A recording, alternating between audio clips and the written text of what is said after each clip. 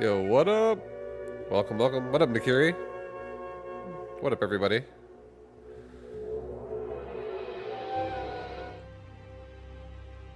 Hello, guys. Welcome to a nice early morning stream. I was really tempted to play some WoW. I woke up so fucking early. I can't sleep. So I was like, I'll stream. But I'm not going to stream all day right now. I'm going to probably do like a normal stream later. But for now, I think I'll probably stream for like 2 to 3 hours. Do a little shorty. A short one. And then after this, do my morning routine. But welcome, dude. I feel so fucking stuffy. So I couldn't sleep. I could not sleep.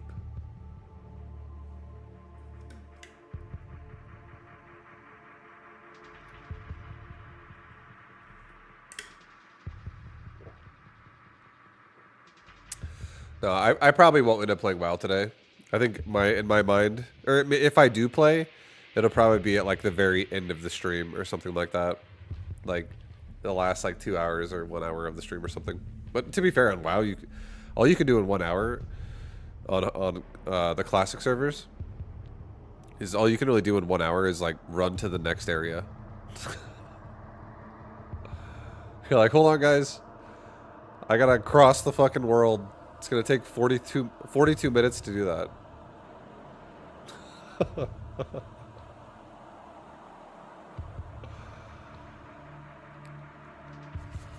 Yeah, exactly. I would have done like 2 quests and been like, I'm done. But I am gonna play that character at some point this week. I just didn't know when. I was thinking about doing it now, but I decided not to.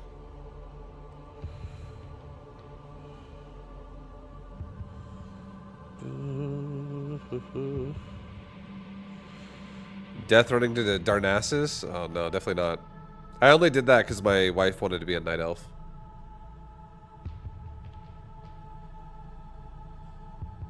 Yeah, she wanted to play a night elf, so.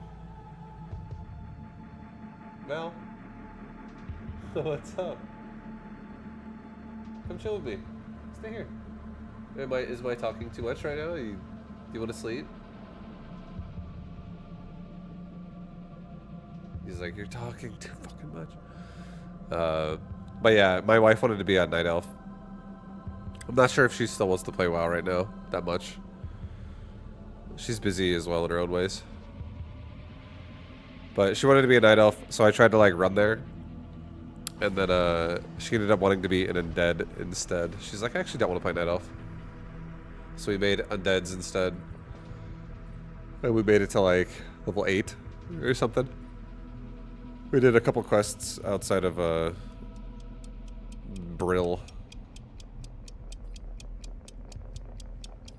And then yeah, we haven't played. I don't know how much we're gonna play those characters, but I still want to continue my ultra hardcore guy.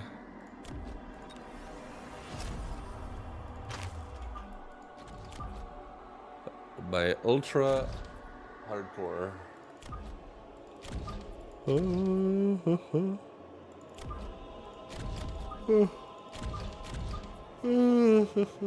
Hi. Oh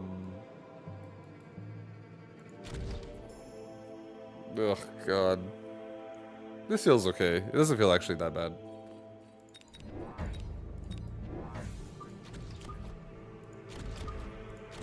Something like that, that's fine.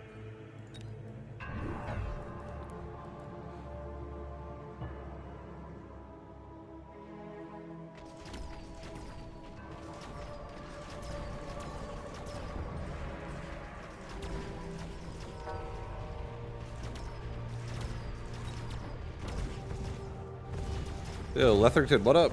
Good morning. Welcome, welcome.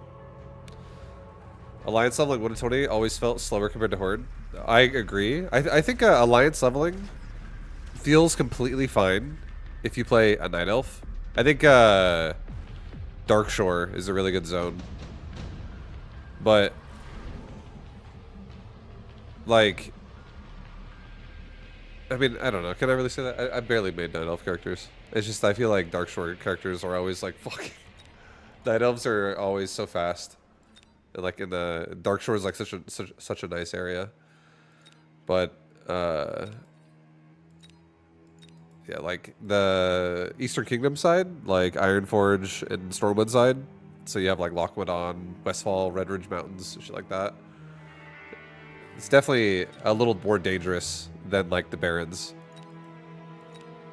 Barrens is definitely, like, nice and... It's a nice and cruisy experience to level in, honestly. Barrens is such a, like, a nice zone.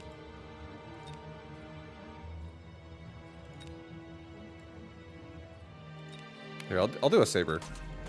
Put it right there. I'll do another color pack, put it right here.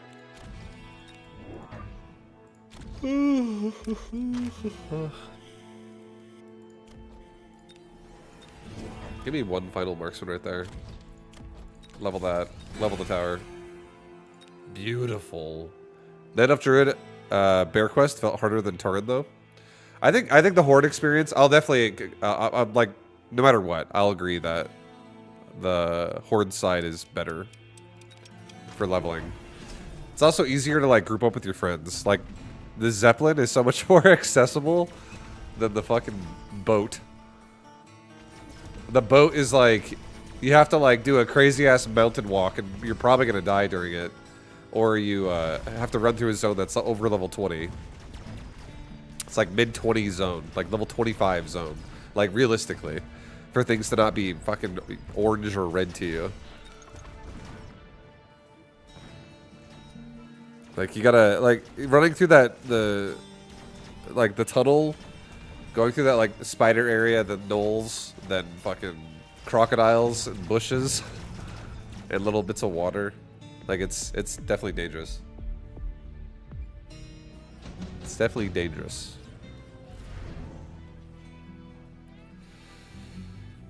The train is, yeah, the rail, that is nice, I agree. Like, Eastern Kingdoms is nice for like getting city to city, but getting to the elves, it's like they're on the other side of the planet.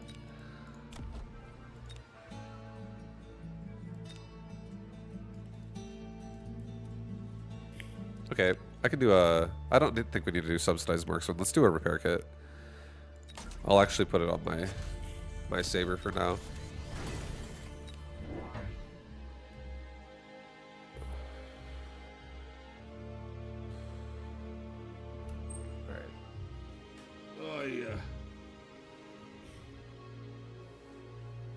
Sorry,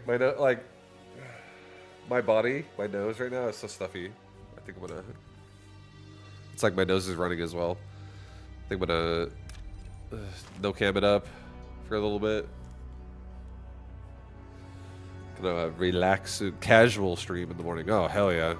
Oh hell yeah! Casual morning stream.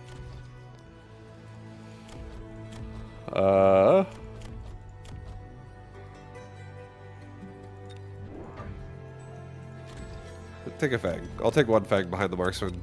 Be extra protected. I'll give my marksman all range right now too, so they can actually level up, stay alive, stay healthy.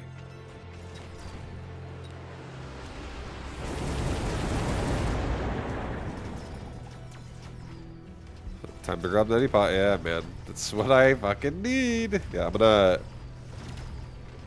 When I decide to end the stream, I'm gonna do like my morning routine, take my cats outside, all that stuff, and then I'll probably, after I finish all that, I'll have a shower. So hopefully that like makes me feel a lot better overall. And then I can like saline rinse my nose, do some fucking neti pot. Oh my god, the fire! Oh shit!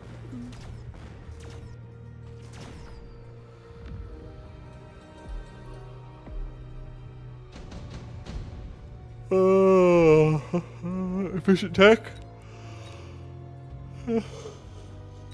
Yes, I'll take efficient tech, please.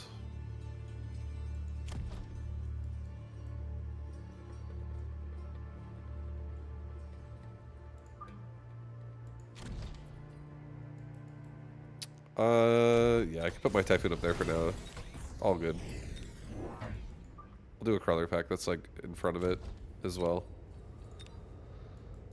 This will also be annoying for him. My army is very slow though, so like we're not really going to capitalize on killing this stuff that fast. But we will pull his chaff sideways so I can maybe kill his tower faster. So that could be good. That could be good.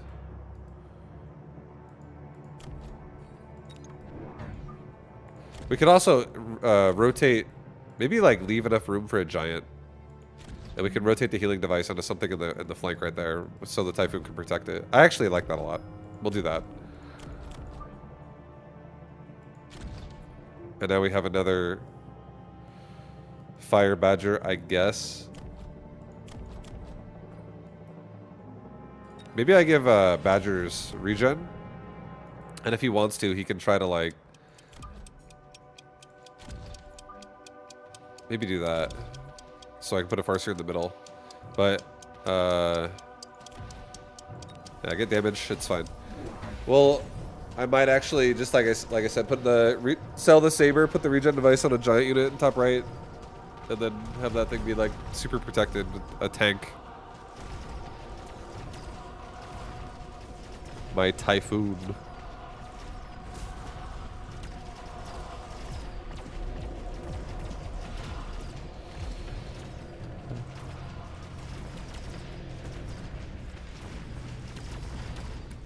It's my Saber leveled up, or it's going to level up, it looks like, this round, I think. I think it's going to be able to survive this, even though... Oh, never mind. That was not a survive.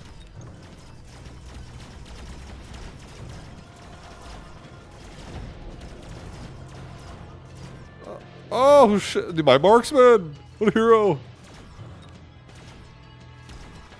Killed most of it. So, feel pretty good.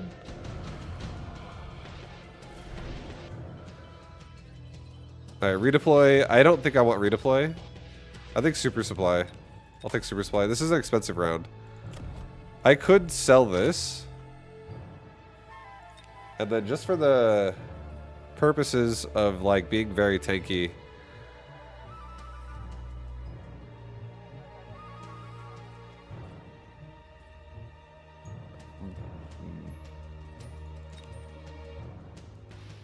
I feel like a Vulcan would, I mean, we already have a chaff clear in the form of the Typhoon there, so I don't want to hound. So it doesn't need to necessarily be a Vulcan. I feel like a Fortress is pretty nice, just because the bubble is like so much extra. Let's just do it. It's so much extra like fortification with the barrier, especially if that thing levels up. Let's put the regen device on it. It'll be such a tank for the Typhoon. Level this. We got another crawler pack in the front here, so no one gets missiled. And yeah,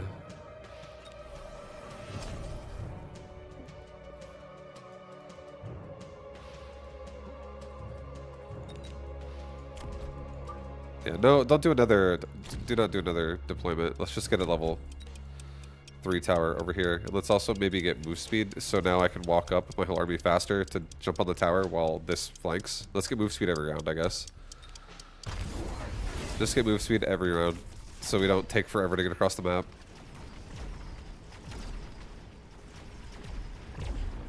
Yeah, Fortress is fucking holding!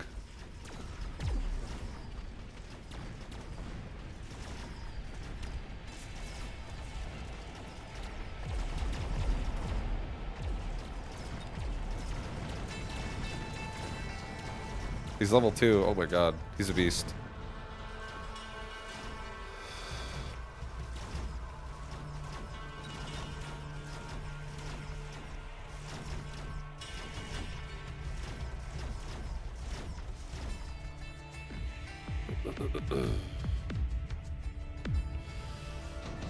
Oh, Letherton, you like a good old-fashioned trade? You love the fact that there's a train track in the middle of the course. You're like, oh yeah, we're fighting at the tracks. Oh yeah.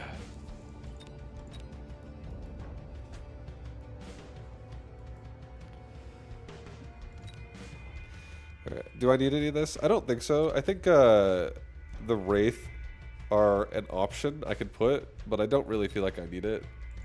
I feel like it really just would help in, like, if these marksmen were to ever find themselves against Wasp, because I don't run anti-air mountain. I guess it's not a bad play. These marksmen are starting to be really good. I'll just make them, like, not ever have a problem. I won't even upgrade these Wraith. But they can just escort the marksmen and kill Wasp if they ever exist. Level up the fort. At this point, let's give this fort a bubble so that these guys are really protected. So they're just even harder to kill. We have speed. What else do I want? Maybe we get something for left side that can actually, like, stop this. Just get a...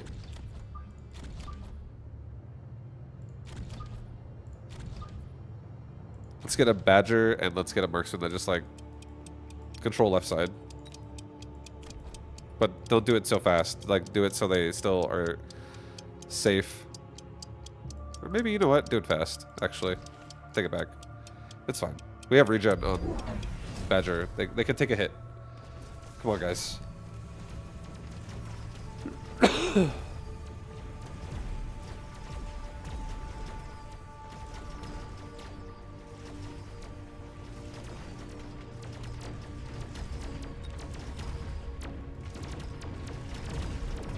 Alright, well, he killed it with steel balls, the fortress in the top right, but we're pushing the right side.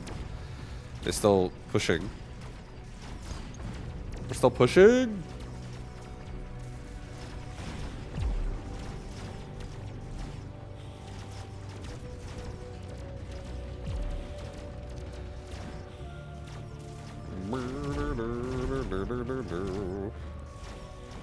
These marksmen are just like never stopping.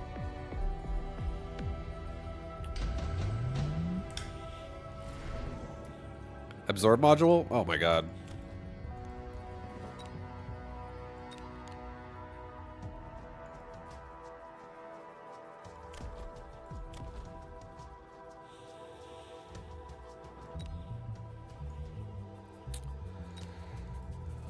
Here, we'll do an absorb. Then I'll do this. I'll do a second fort. Actually, cancel that. Do first. Do this. Do a marksman that like goes behind this tower all the way back. Do an elite recruit, second fortress. Put it like right here.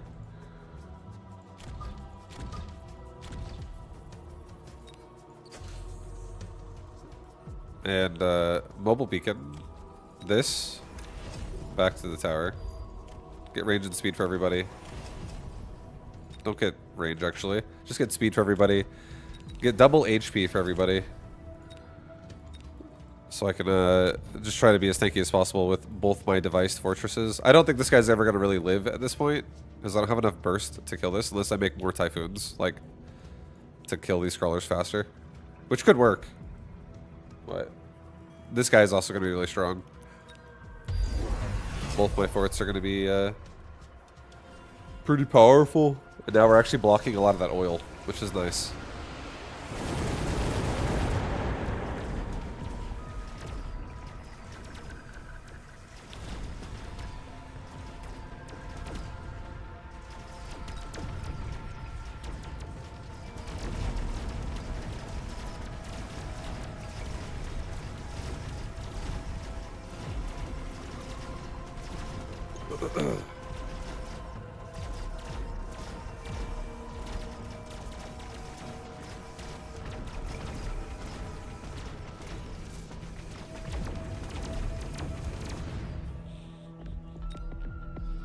Oh man, he's got that kinetic charge. Thought you could break my fucking streak, but you're wrong. Good. I'm glad to hear it. I'm happy to hear it, dude. Welcome in, Sci-Phobia. Alright, we'll just get a Vulcan right here. I'll actually try to play this fortress and actually kill these balls before they become a problem. I think we could. I honestly still think we can. The Vulcan will, once he spawns, he'll destroy this area. I'll do another steel ball. I'll actually just ram this in. Another ball. Or sorry, another not ball. Another fortress and a typhoon. Maybe actually do this. Maybe that actually. I like that better. That fortress is still dead though. Pretty hard. He's not gonna love life. Level the marksman. I mean, marksmen are still doing amazing. That's another thing that's good here.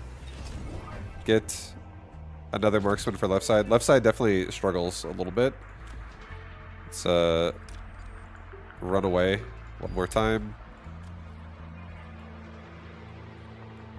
Do a resupply.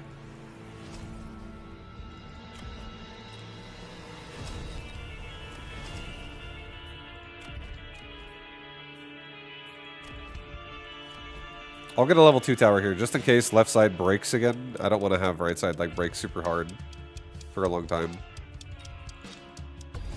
Because we are committing a lot. Like, he's got so many steel balls on left side.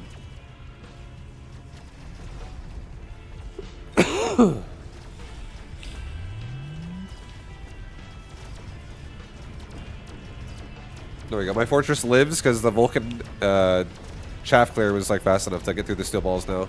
We got rid of all the crawlers really fast and all the steel balls died. We're doing it, baby.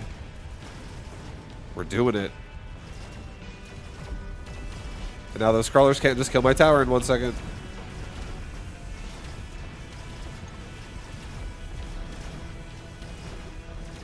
Four-hour drive home. Yo, safe driving, man. Thanks for saying hi, Leffington.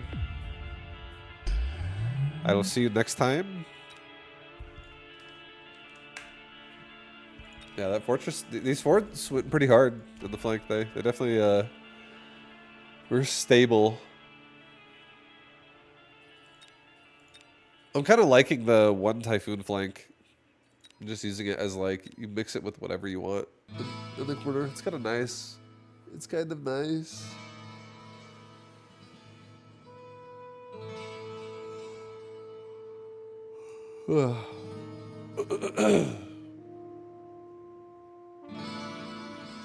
But yo, welcome in, Sci-Phobia. And yo, Roshi, what up? Welcome, welcome. I always underestimate how good upgraded towers are. I fucking love upgraded towers. That's one of my favorite things. I think I'm like... One concept that I think I'm obsessed with in Mechabellum is the concept of somebody spins a squad deployment and you counter that with a no squad, like just money expense. It's like buying a barrier, but like it's just your tower. And then what that does is it buys you time to waste their squad's time. And then you can put your squads on a side you want to like attack instead and overwhelm it. I fucking love it. I think that's one of my favorite concepts in this game. And I think that's also why I really like Mobile Beacon. Because Mobile Beacon can also waste squads. I love like just having like an example of something in your game that's like squad efficiency. Where it's like, oh, these 2 squads or this 4 squad area counters like 4 times the amount of squads. I love that shit.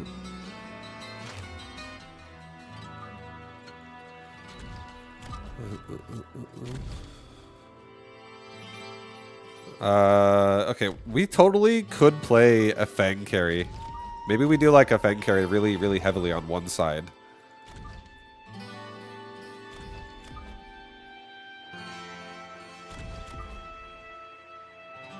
I don't love this, only because if I was gonna do this like properly, I would say I should have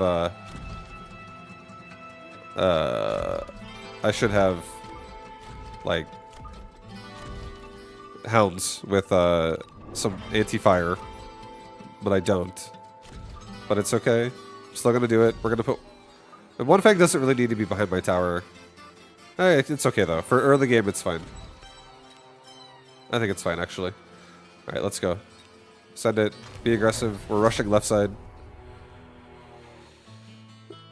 Pretty heavily with some Fang action. Some Fangs.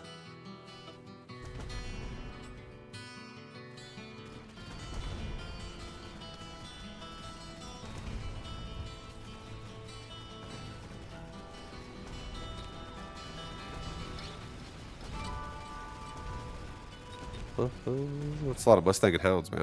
A lot of anti-Fang.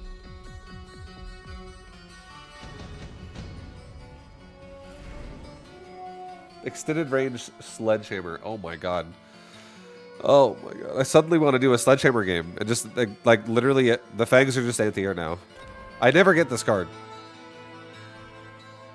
Now I want to play Sledge. Now this is suddenly a war. This game just turned into a War Factory Sledgehammer game, guys. Okay? It's been one of my quests lately. And I've been looking for that card to be able to try it with it. So, a little bit of a change of plans here. Level the tower. I'm super exposed on right side. Looks like a good spot for a couple arc lights. I agree. 100%. An arc light would be a very strong card, or a very strong addition here. Especially if you run Shockwave. His army stacks up so hard. Like the Hounds stack on top of the Mustangs right now. The Mustangs die almost as fast as Fangs do. Like they die so quickly. Well, not really, but they die fast, but not as fast as a Fang. Crawler is actually a better example of like how fast it dies. Since the Fang only has like 100 health.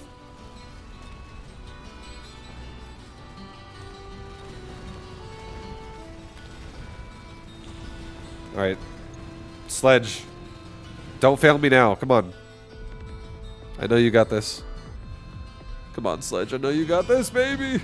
Please. Don't fail me. Redeploy? No. I think we just take a device that's free, especially. Very nice.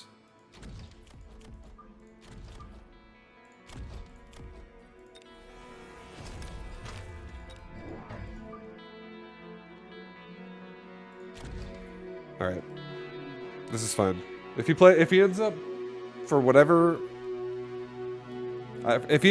reason pushing this side, we'll deal with that when we get there.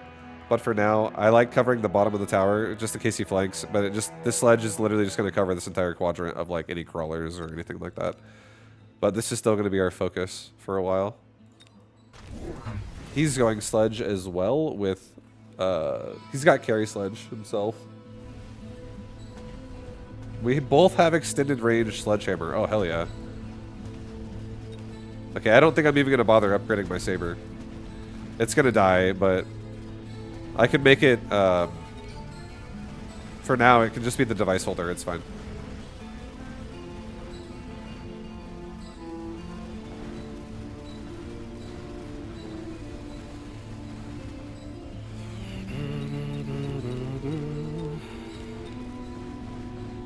One thing I like about Mustangs and Hounds here is now that the sledgehammer count is growing, those are kind of like good units for me to kill. For the sake of like leveling up my sledgehammer. It's easy farming. I'll get a sandworm. I'll put a sandworm like really close to the front. This thing will be a massive tank.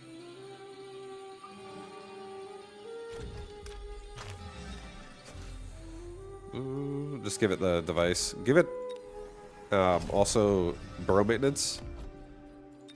Let's take range on sledge, and let's get serious, dude. Like we're getting serious right now, guys. I'm gonna put 2 more sledge. I think this is it on sledge now. I'm going to have a lot of. I want this dream to be real. Where basically I'm gonna put war factories now coming up, probably like round 6, and I'm gonna make sledge enhancement on them, and I'm going to upgrade my sledges. I'm actually going to play a sledge game here, and I'm going to try to respect if this guy starts playing air to do something about that that's not awful. Like, I might even mobile beacon. This might sound awful, but I can mobile beacon my worm back and give it anti-air, and it can come in late after the chaff is dead. Kill all the air. Fangs can kill wasp. Everything's fine. We're doing great. There's the fire we talked about, so that's not nice. But Fangs, we're not doing Fang carry, so Fangs are essentially chaff, so at the end of the day, we don't really care that much.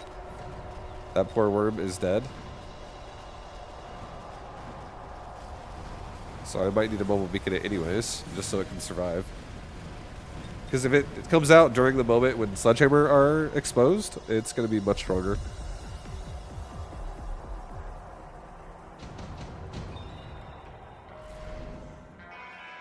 My god. I feel like we have to buy this. Buying a spell right now is the only way we really stay in the game. So let's just like cast it right on top of his big army that's going to be pushing this general area. Everything's going to run into it. Sell the other saber. Make some money. Mobile beacon my my worm back like this. Just make it like engage at the last second when most of this stuff is dead, so it can just kill sledges.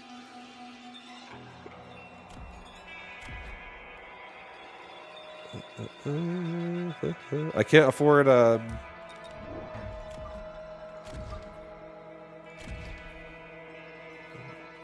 here, let's just do this.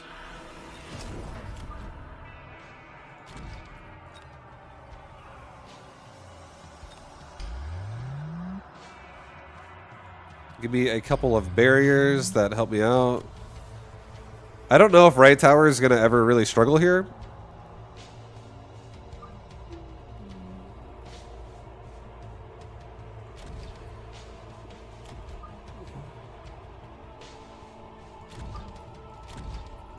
I'll do this. Go in the back. Okay, we'll do that. Something like that. I really want to get an upgrade. I'm just gonna get damage. It's fine. I'm thinking about temp range, but I'm just gonna get damage. He has a lot of sledge, so that worm could be a big deal right now. That's a lot of sledgehammer.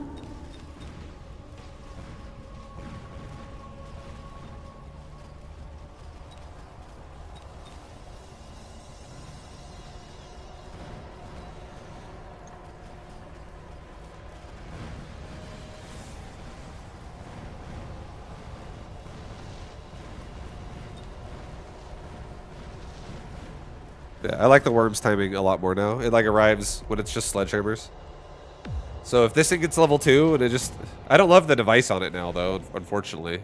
I don't love that. Oh my god, Ion Blast. This game is all about spells. We don't even get to play. I'm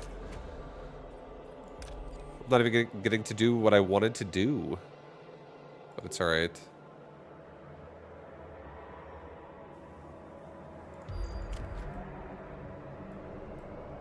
We'll start cracking the barrier with this, go a little bit lower, or a little higher, I mean. I should be able to crack that barrier, and then we should be able to reach the sledge pretty fast. Because they're not going to be moving very quickly. He might do it, the same thing to me. Let's just, at the very least, try to protect either side. I can't get a War Factory. It's so ridiculously expensive. Maybe we do this actually with the worm. Since he's got chaff, they're all going to chase the worm though, actually. It's fine, just do this again. Just do this again, actually. Because I don't want to get stuck on chaff. Okay, man, I'm a little scared. But I'll get myself some crawlers. I'm going to save 400 so I can get a War Factory.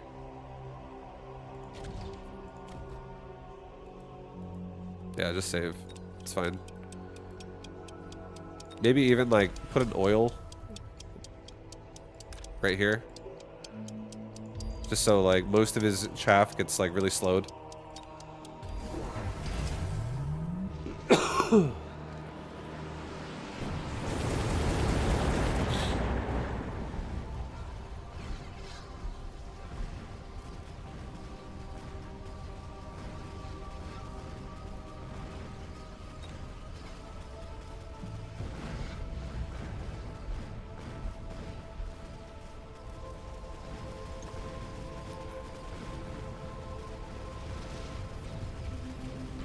Oh god. Yeah, that device is unfortunate. It doesn't make me feel good. Because it's not gonna be able to tank right away, really.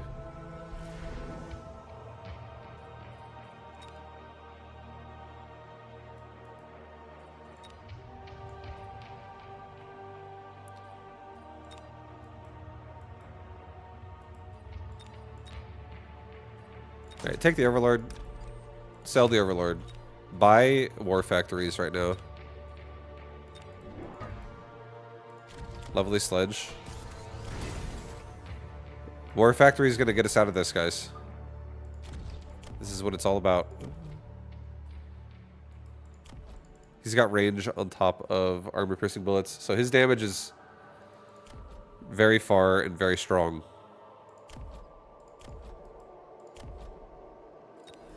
I feel like I should do the same thing, honestly. Let's get Sledgehammer production. Let's get one more crawler pack. And let's get temp range on everybody. Let's move this worm to the left and then like over this way, and then it'll come out and try to survive. It'll... Yeah, it's okay. We'll see how this goes. I'm getting my own armor piercing, so I can... And now that I have the War Factory too, this thing is going to be able to hold aggro. Hopefully to the point where we kill the tower, but we'll see. It's also pumping sledgehammers. So it's gonna... Our sledgehammer count is only gonna grow, baby.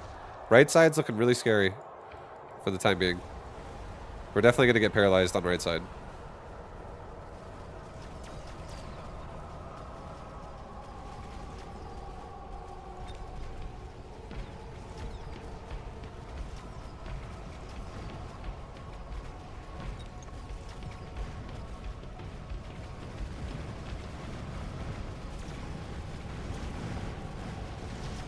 Yeah, it's like right when the worm comes out. Yeah. I wanted to go War Factories. I feel like extended range War Factory is the only way it would have also survived there. Like mass sledgehammers against a War Factory. That War Factory is honestly gonna die pretty fast. Oh, so like I feel like every single attempt of War Factory Sledge, I feel like it's such a waste of money. And like it's like I would have honestly liked to just going Sledge there more. Just Sledge. That's like the instead of all the War Factory investment was just into Sledge instead. That amount of money for the summoner is like super expensive.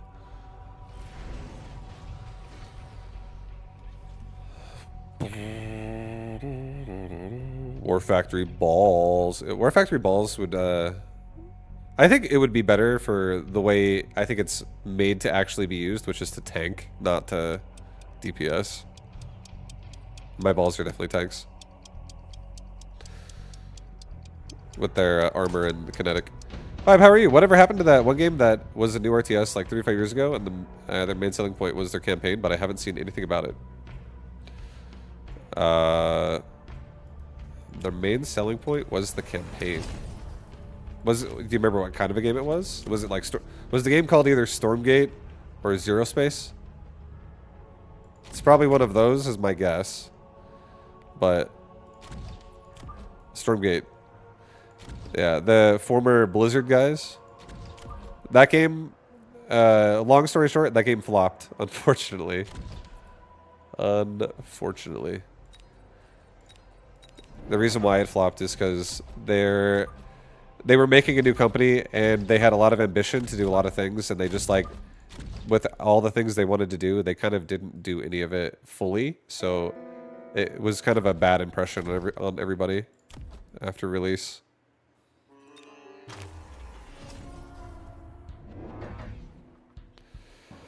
Yeah, like everything was kind of just like underdeveloped. And they were also kind of like remaking the image of StarCraft 2 a little too hard, I think. Which is why everybody was also kind of just like discouraged to play. Because I played that game for like... I played Stormgate for about 80 hours. And by about the 25th or like the 30th hour, I was kind of over it. But then I was like, it's fine. I'll just keep playing because it's new. And then at the 80-hour point, I was kind of over it for real. I was like, I don't know. I'm not really having fun. There just wasn't really like enough in that game, and they're like the foreseeable future wasn't really gonna provide much more either. Like that, they needed a lot more time to make that game. Like more. I would say that to make that game in the image that they wanted to make that game, they would have needed 13 years or like 12 years. But they had to make it in like 5. And, or like 4. It was 4, like, I think it was actually like 4 years that they made that game. From like inception of company and announcement to the game's release.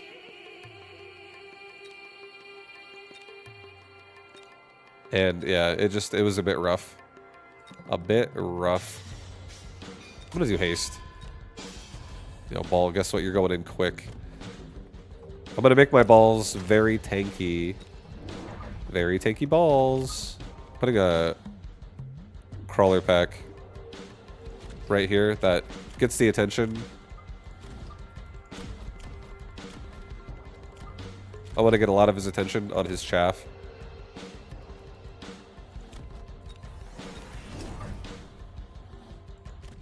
I'll put a hound behind it, like right there.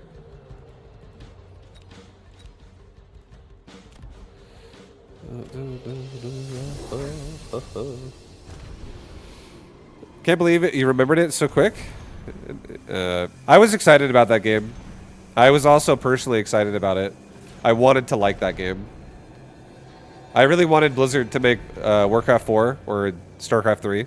And that company was the part of Blizzard that quit or left the company, essentially, so that they could attempt to make it in their own way. Like the next RTS game they wanted to create. And I wish they would have focused on something when they made it, as opposed to focusing on something safe, which was the current SC2 model. They literally remade StarCraft 2 in a new game. Like, the whole interface you would interact with when you would be online, it would look the same. Like, it had the same options. Like, you're playing campaign, or you're playing co-op, or you're playing multiplayer, and it's like the races, like all of it looks. The whole gameplay experience was similar, which is expected because it's an RTS game and it's made by the same developer. But it was the image, the ideology of like the way they prioritized. I personally didn't care about like 2/3 of the stuff they were making. I didn't give a shit about the campaign or the co-op, but they did it because it's like a safe option, because it's how you're going to make money making a game. Like, people will buy it simply to play the campaign. So it's just one of those things where they did something in a way that was just like not very appealing. Not super appealing. I'm gonna get a wasp and be aggressive here with the wasp.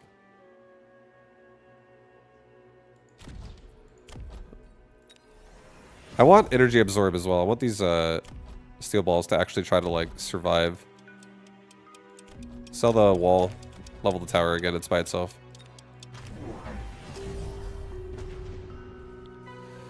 When they first announced, I really liked the Frostgate logo. I thought they might make a WC-esque Carbot style RTS. Yeah, I was excited because I was like honestly hoping that they were going to try to take what Warcraft 3 was and evolve it. And I was hoping that they were going to try to take what StarCraft 2 was and evolve it.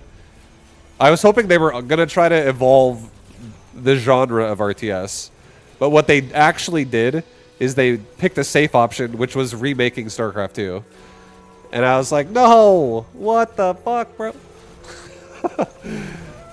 Like, after playing it, that's essentially what it was.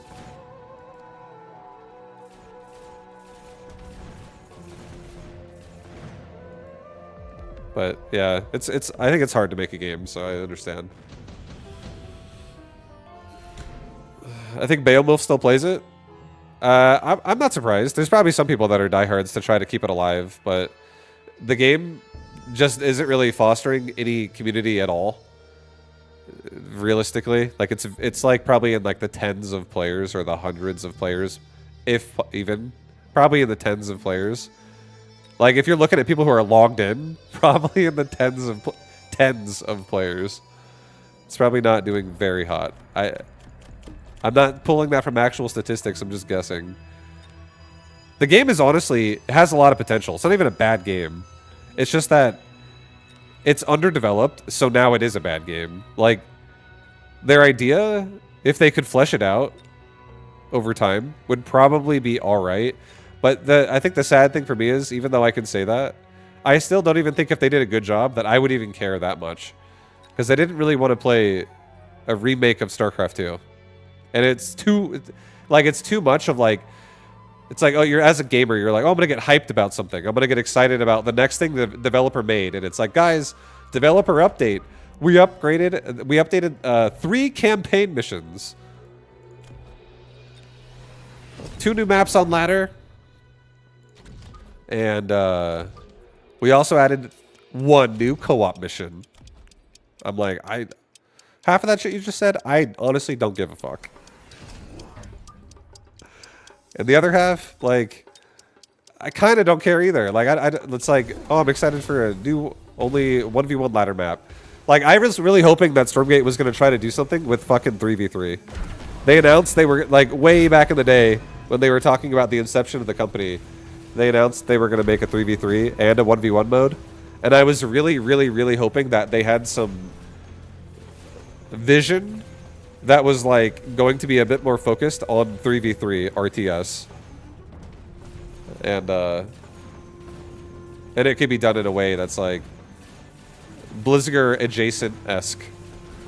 I was excited about that. I was like, this could be like a possibly good game. But yeah, it turned out to be disappointing. I'm gonna try Beyond No Reason at some point. I'll try it at some point, probably this month. Maybe even it might even happen this week, but I'm sure I'll try it soon.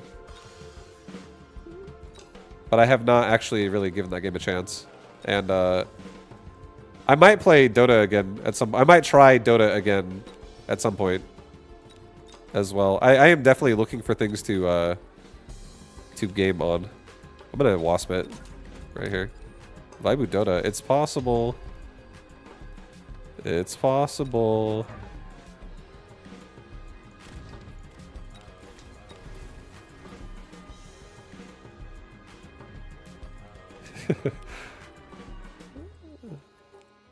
You're waiting to get into Dota? I see. Yeah, I know a decent amount of people who play Dota, so I feel like that could also be fun, just to like send some games and like that team game, little team game action. No interest in D4? Honestly, no. This is my unfiltered, very fast take of Blizzard in 2026. They can still pull out some really cool cinematics, but I don't think their current development of games is for me. I think they're way too mainstream and they're way too casual nowadays in like the way they make a game. Like, I just compared the experience of PoE 2 to Diablo 4, and I think PoE 2 is more fun.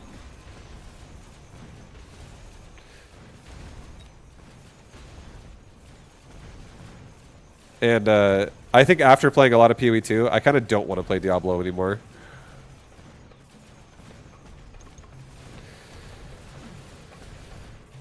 Playing Diablo 3 right now because I like it more than 4.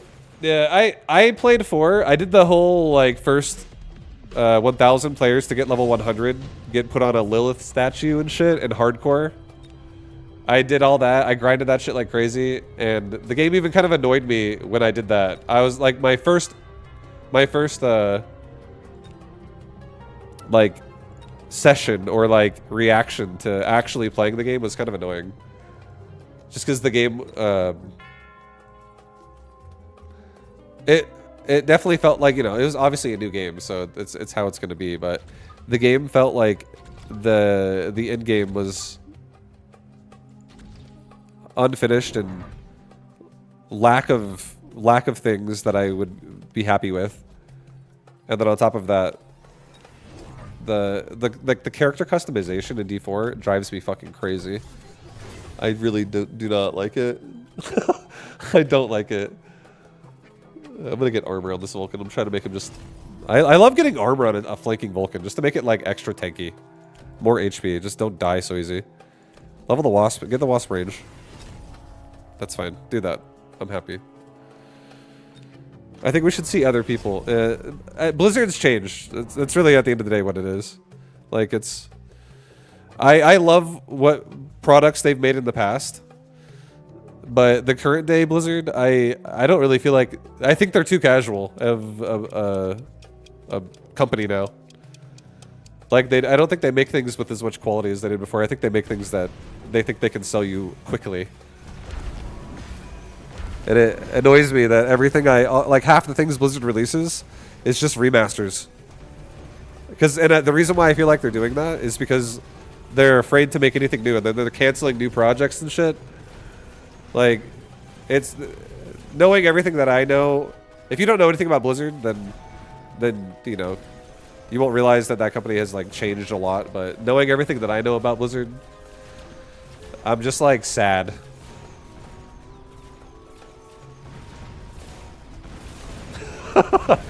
I'm sad, but it's okay.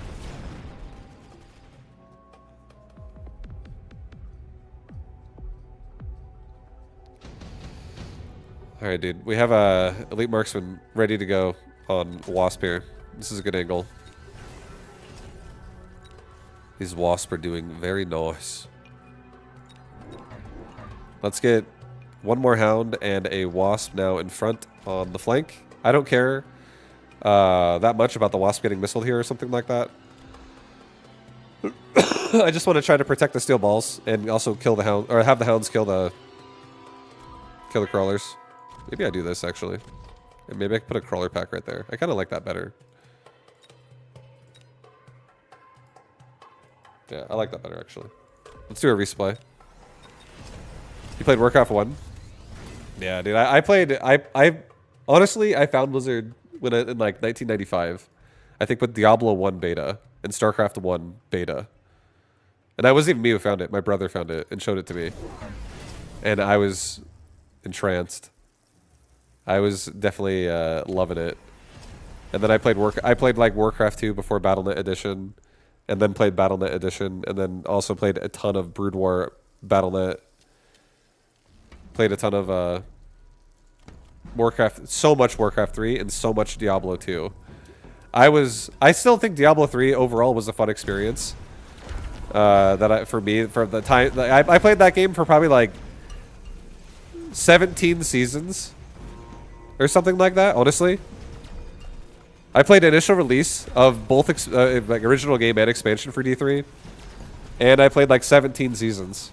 But each time I played a season, after like the first 2 times, it was only for like less than 7 days every time. Like I would play a season and it would last for like 2 days or 3 days, and then I would quit because D3 was balanced. Like it would just pay out all the loot in the world in like less than 10 hours, and you would have your full set of everything like best in slot in the first day of playing your character.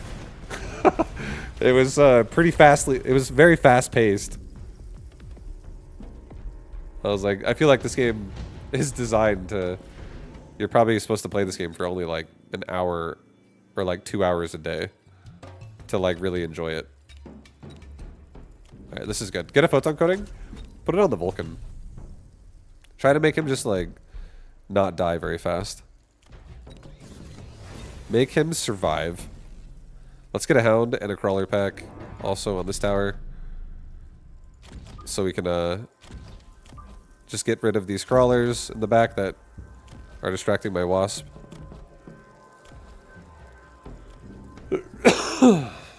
Get range on my steel balls so they have more of a chance to survive. Get another crawler pack that comes forward. Let's try to get some more crawlers that rush this area.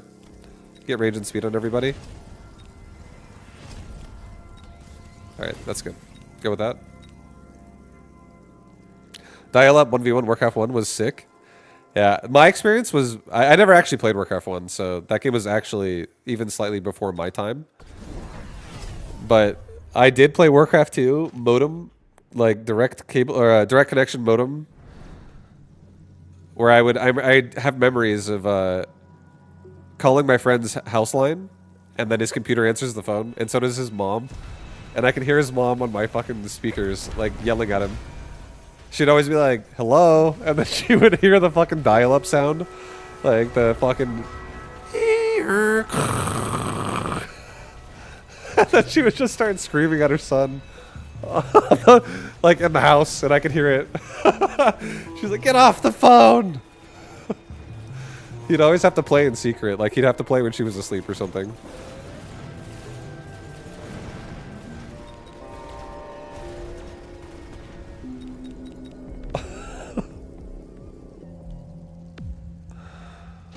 The good old days.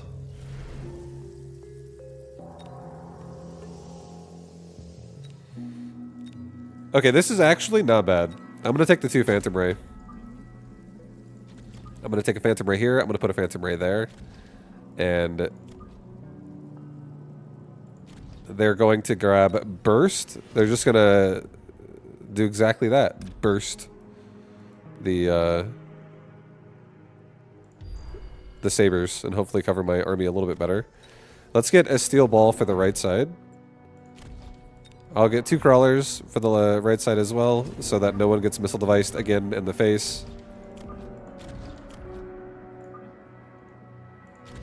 I like that, actually. Make sure we're hitting the tower. Get HP. Range and speed. Get armor now on balls. Try to make the balls a little tickier. Maybe the balls can survive. Especially with these Phantom Rays covering some of the Saber DPS out now. It was a constant battle between Blizzard and all mobs. Yeah, dude. Everyone's learning, like, what it feels like to pay a monthly subscription for something now as well, eventually. Like, box price was such, like, the standard norm. And then I remember also with WoW. Like, everybody was, like, struggling to just get in a point where their internet wasn't laggy as fuck. Like, it was impressive if you had, like, DSL or cable. Something that wasn't a fucking dial-up. Oh, man. The struggles of the really early days internet. I remember, like, I was using AOL for, like, a couple of years, and then my brother upgraded my family to Earthlink, which was, Earthlink was, like, better dial-up.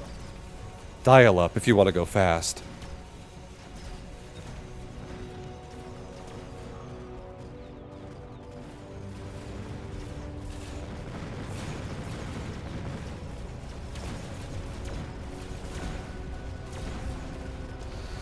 It really was.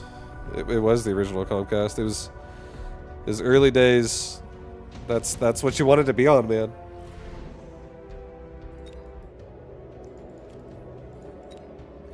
And then if anybody in the game lagged, like the whole game would lag.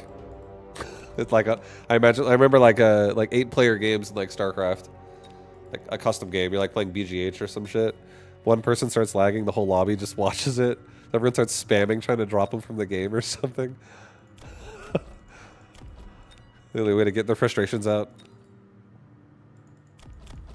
Alright, I'm gonna take an EMP. I feel like this is nice. We can maybe knock out some of these Mustangs, but at the same time also knock out a barrier possibly if he puts them down. I want to respect it. I don't want to chance it too much, so I'm gonna get 2 boats with Photon Emission, just so my Wasp don't get turned off, mainly.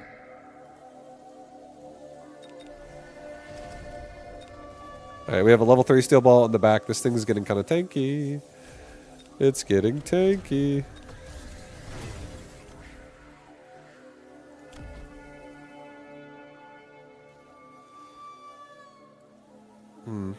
I guess level the marksman. Yeah, it's fine. Just let it go. We're gonna be okay, guys. Everything's gonna be just fine. Vibe, you're on early. I'm gonna missile this, actually. I'm gonna make these Wasp go forward fast. Yeah, I'm not streaming for too much longer for now, but I will stream again later.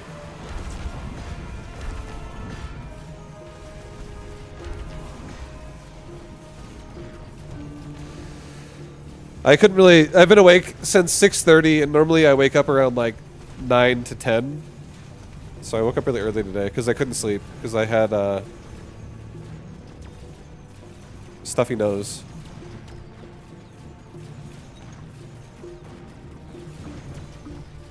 So I decided to stream.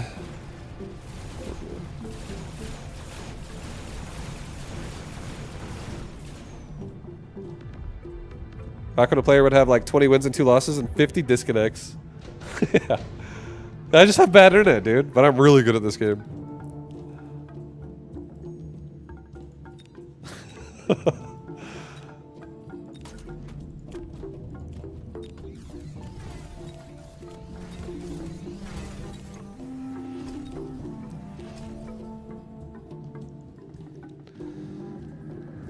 Okay.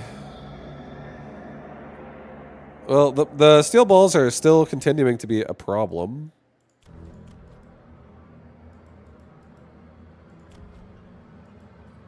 Maybe we get... I have double efficient lights. Holy shit. Oh my god, we're so rich. Let's get 2 more phantom rays. Put a phantom ray, like... Put a crawler pack also right there. Put a phantom ray, like, right here. So that... we'd really just, like, burst out this area. I want to kill a lot of this quickly, so our steel balls can actually stay alive.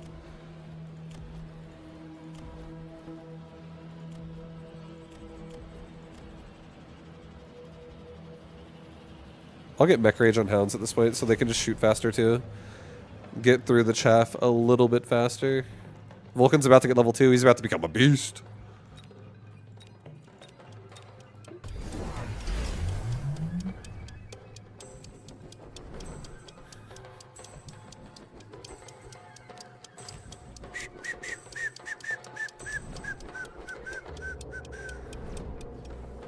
Lots of missiles.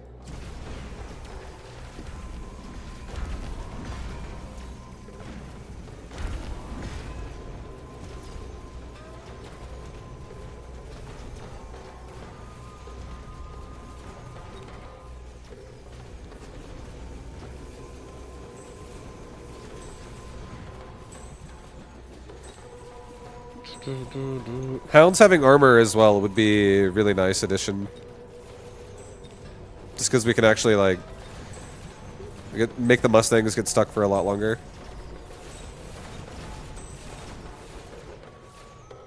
I feel like that'll be a nice next round addition. And maybe more steel balls in, like, the middle, honestly. And Ion Blast. Alright,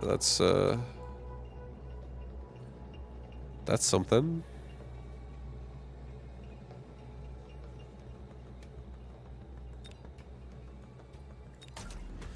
Part of me wants to do it like here. Just have it cut down.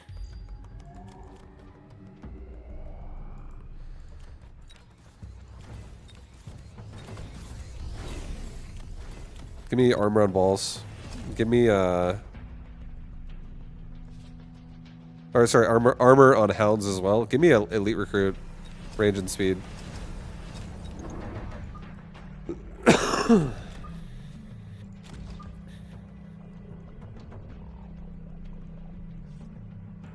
Okay, I'm just gonna do. I'll probably put another boat here next round if this somehow, if this game is still somehow doesn't end and we like double KO each other. Another one. I'll do another one. Gonna level up on that Vulcan. Make him extra tanky. I guess we can level my tower on left side as a just in case.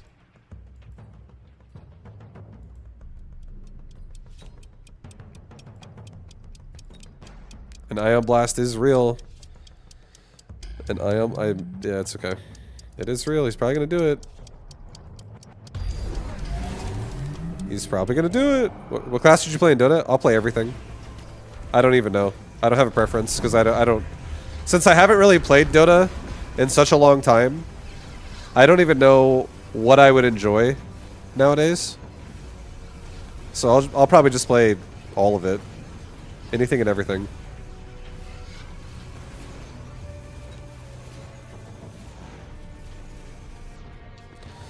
I also feel like it's easier to learn all the heroes if you play that way.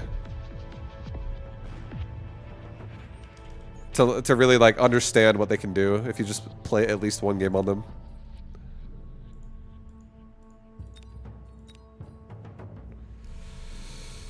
And that game requires you to play for like 100 fucking hours to even be able to play ranked. You have to have like 100 hours of game time to play ranked, which it's probably for the best. It's like people are like, everyone's gonna yell at you in this game, so you gotta go to a fucking academy. You gotta go to a 100-hour required course academy here that's gonna teach you the ways.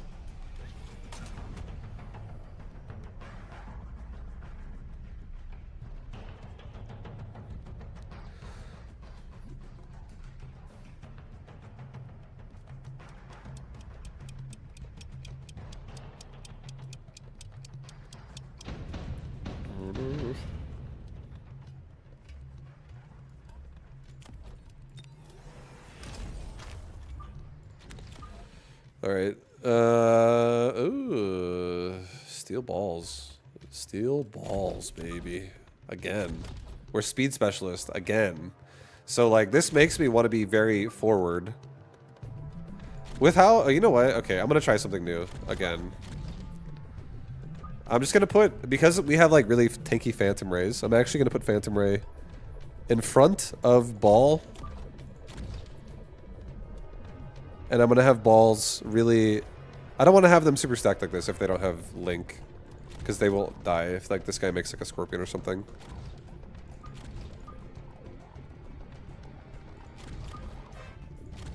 Here, something like this is fine. I'll just do... I'll do like... 2 Phantom Rays, like 1 here and 1 here. Just so neither one can be missiled. And then the hounds are protected as well because of that.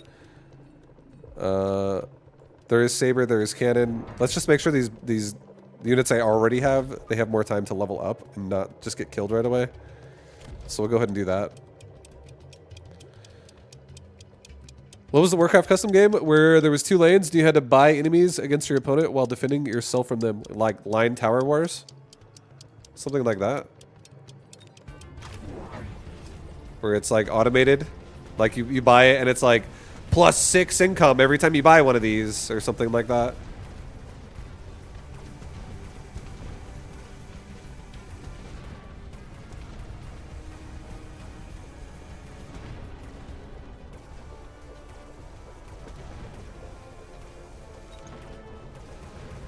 I feel like there's a lot of really fun custom games in Warcraft 3. StarCraft had Colonial Line Wars and Nexus Wars.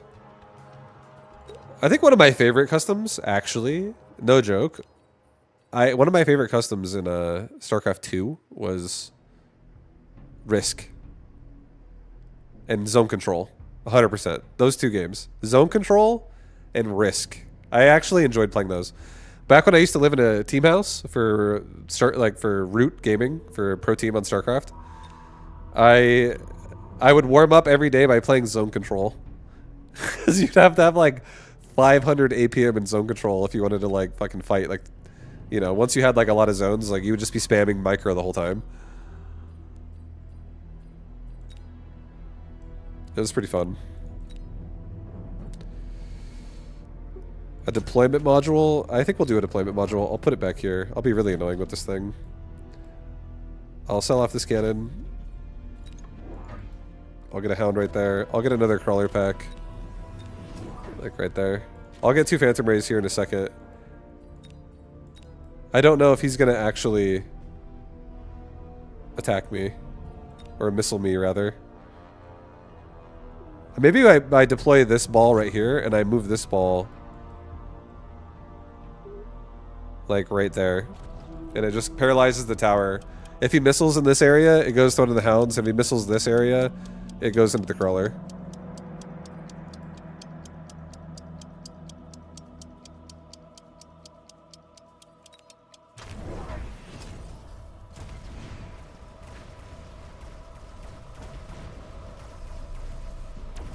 So you also got a Wraith, so now I have to deal with a Wraith. That's mandatory.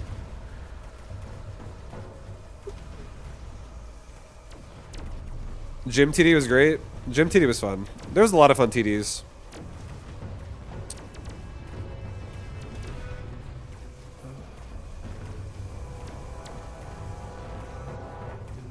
I feel like in Brood War, I also played a lot of like I remember I played like there'd be like lurker defenses or like turret defense or like stacked cannon defense or some shit. You have like I remember one of my a game I really liked back in Brood War 2 was Evolves, where you had like a science vessel, and they would just like spawn units underneath it. And then every time you would get so many kills, it would just like evolve, like the unit would be upgraded and be a little bit better.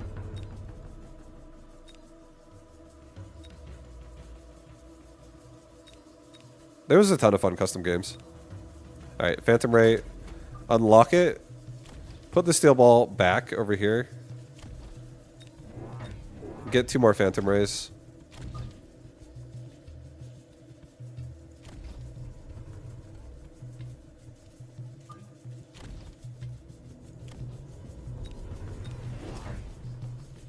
Get a Hound over here, so just in case I need something to kill Chaff really fast again. Sell off the slow field. Level the tower. Okay, I feel good. Okay, he's got 2 Wraith. Phantom Ray might just be able to get rid of the Wraith, like already. There's a lot of upgrades I can do to make these Phantom Rays even stronger. We'll see what else he wants to do.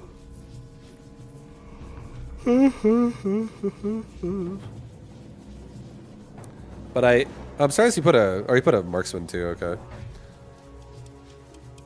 But anyways, feeling good.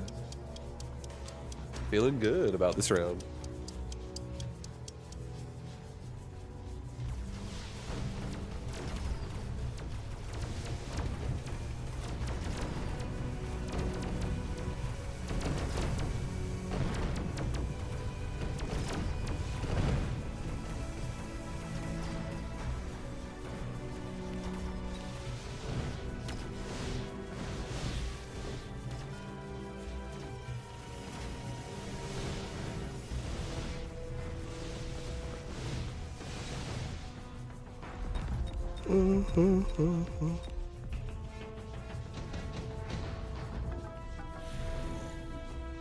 Additional deployment slot's nice. Advanced offensive is also very nice.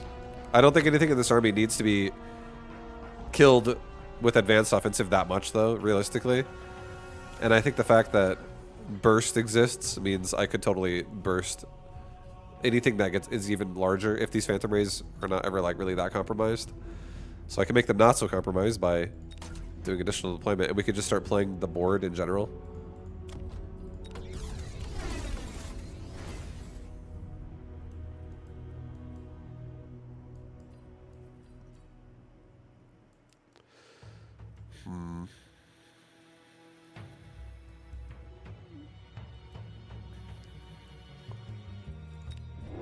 Here, let's move this steel ball to like... No, don't do that. I'm just kidding. It's okay. Don't do that.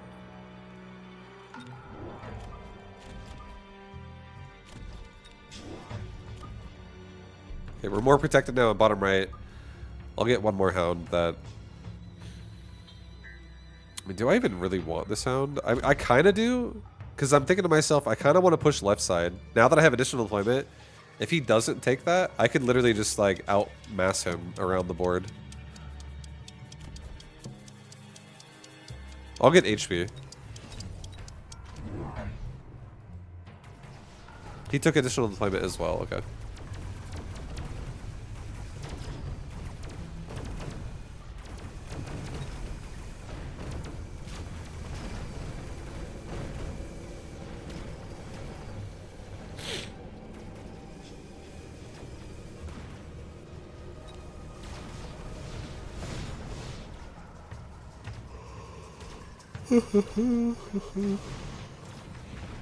Nice. We still have his missile as well. That's great.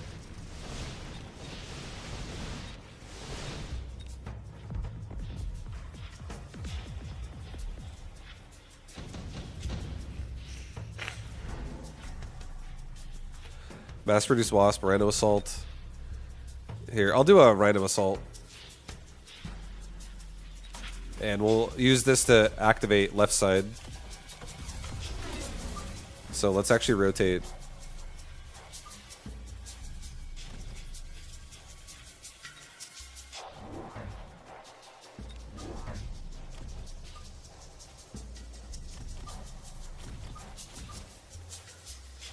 Okay, we'll have this side finish off the tower. This Rhino can drop in and just like kill the crawlers.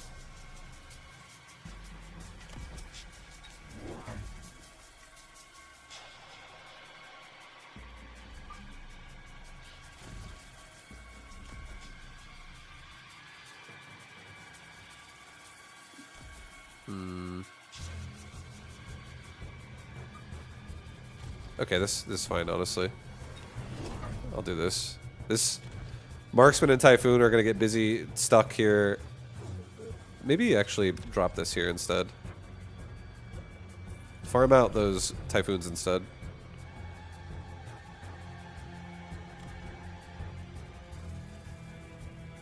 And maybe actually put this here instead. I actually kind of like that better. The Marksman will get stuck on the crawler.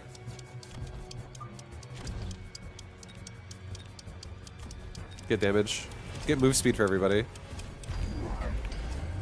Okay, he's nuking me. Like this actually is pretty good. I feel like we made a decent choice just now about how we positioned all that. Speed's gonna get us out of the nuke as well a little faster, even though there's oil.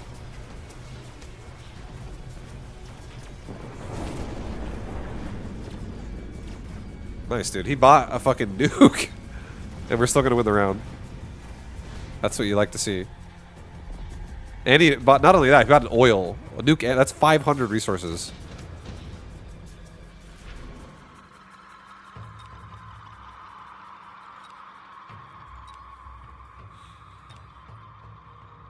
Here, I'll take a melter. I'll put it right here. I'll have it just instantly kill these Typhoons.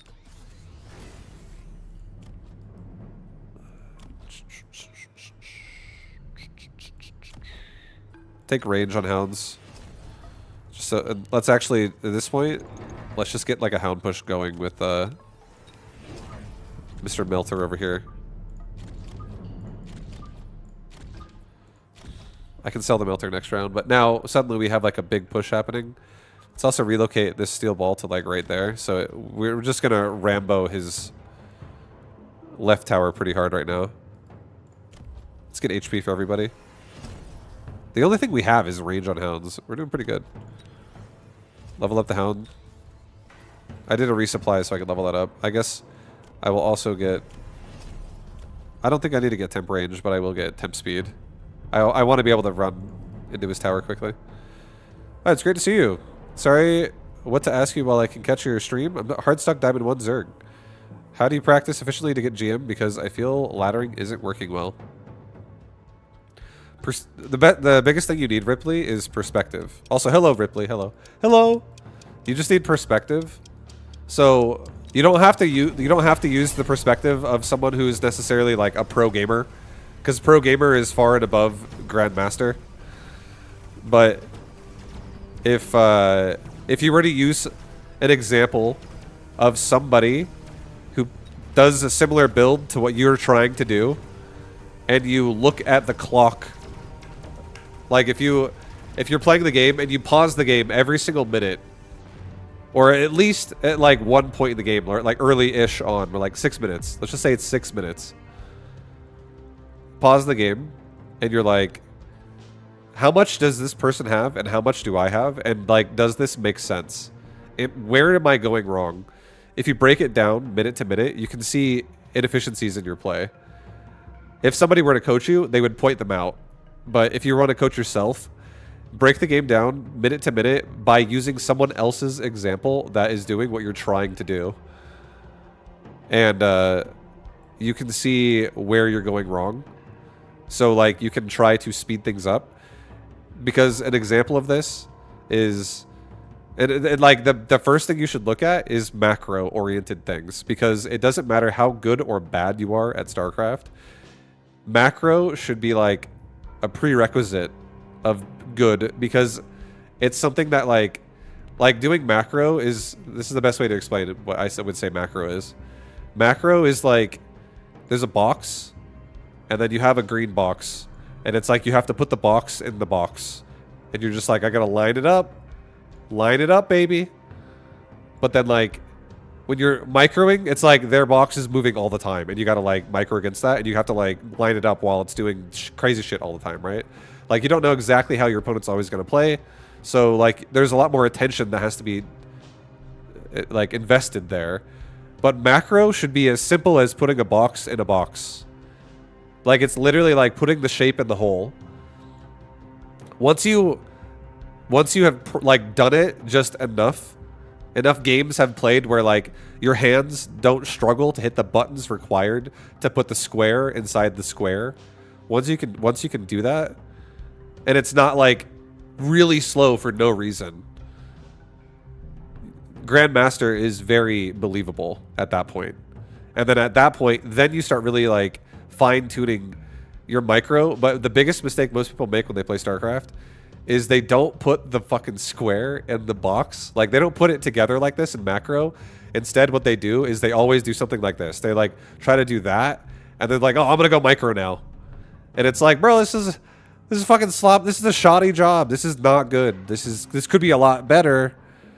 And they're like, fine, I'm gonna go micro now. No, it's still not good, bro. Stop. Just don't micro right now. You don't need a micro. Like, you're actually losing efficiency by trying to kill theirs. It's like you're killing yourself. That's what most people do. So really just make sure you like, I really respect the concept of like this should be like this. Macro. And then like, ching, like a sound plays. Oh, perfect. And then it never stops. It's not even like that stops happening. You have to do this the whole game. And once you master doing this fast, then everything is easy. A lot of people that think StarCraft is hard, they think it's hard because it's like, it'd be like saying, like, think of like Game of Thrones. And imagine if you had like a fucking castle. You're like a lord. And let's say, like, who's going to fight for me? Like, I'm going to call the bannermen. And let's say you only recruited 17 soldiers. And you're going to go fight an army of, like, 1,000 strong. But you got 17 fucking soldiers. You're like, let's do it, guys. Like, it sounds hard, right? But imagine if you also had 1,000. You could probably fucking A-move. And you might still win. Most people play StarCraft like they're trying to win the game. Like most people who are struggling at StarCraft, they try to play to win every fight. Like every fight they take is like supposed to win the game. Because they stop preparing for the next one. And they just focus all of their attention on that fight. When in reality, the proper way to win StarCraft is to be preparing for the next fight while the current one is happening.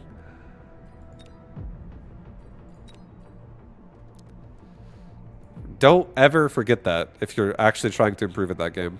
That's very important. Most people, they forget that. And they fixate on a fight. And then they just don't do shit. And if you're a Zerg player, here's a general theme. I don't want to tell you how to play exactly because I don't know your preferences. But I would say if you want to make it easy for yourself, and you want to just have like a build you can grind that's going to give you like good results versus a lot of different playstyles, you could do like a 2-base Roach speed +1 timing attack, or like a 2-base Roach Ling Flood all in. Like either do like a hatchery Ling 2-base all in where you make like 20 drones and you just literally make like 8 to 10 roaches and flood Lings behind it. Or you make like 40 plus drone, like let's just say 40 drones. And you get like 2-base saturation, like 3 gases, 2 mineral lines, something like that. And then you just make a layer. You wall off your natural with like Evo Chamber or Roach Warren. You have Queen behind it in case you get all in. And you can make Roaches behind it in case you get all in. And you just do a Roach timing attack. And the timing attack is initiated when +1 and speed is done. Or like almost done. And you're moving out and it'll finish while you're moving out. Like, those are very easy ways to play ZVZ. Like, for a general sense of, like, trying to grind MMR, that would be a very strong build. That would, like, it would get you out of a lot of situations which would otherwise kill you based on if you can micro out of it. Like, you don't even have to play Ling Bane phase in ZVZ playing that way most of the time. Against Terran, like, you could probably just get away with, like, Ling Hydra Bane, like Ling Bane Hydra against Terran and Protoss, or some type of like Roach Ravager, if you want to like keep it really simple. If you're someone who I would say you could play Mutalisk, but like Mutalisk is really bad if you're someone who struggles to macro. The best way you should think about StarCraft if you want to get good at it, and if you want to get a ranking, if you're like, I'm struggling to get GM, how can I do that? Play compositions that are less attention requiring. If you do that, you'll have higher success rates. Like, one thing that's really hard to do in StarCraft, for instance, let's say you're like playing Mutalisk against Terran, and they have like a bunch of Marines that are gonna kill all of your Mutalisk, right? Like, let's say you're trying to fly around and find harass points, but their Terran opponent hasn't really like opened an opportunity for you to like find an attack point yet, and you're trying to creep spread while attacking him with mutas, and you're trying to macro your base while attacking with mutas. And let's say you fly your mutas in a certain direction, and then you start macroing during that. You're like, I'm gonna macro now. Your mutas are flying a direction, and then you just look back at your mutas only to find them currently flying over like 45 Marines with stim pack. It just suddenly, like, your opponent saw you flying into him and he stim packed, and you flew directly over his army, and like almost all of your Mutalisk die just by flying over that location without you even realizing it. Like, when you play armies that are like that, that is difficult. That is like higher on the difficult scale, and it's going to make your macro shittier. It's going to be a debuff on your macro because it's a more difficult style to execute. So if those are your playstyles, you can't make your life easier if you play more simplistic styles that don't require as much out of you as a player. Like, there's style, like, again, Roach Hydra is a great example. Like, if you A-move Roach Hydra and you're not looking at it and you're like, oh, whoops, a lot of times it's going to kind of like concave itself out and trade, as opposed to just do 0 damage and all die.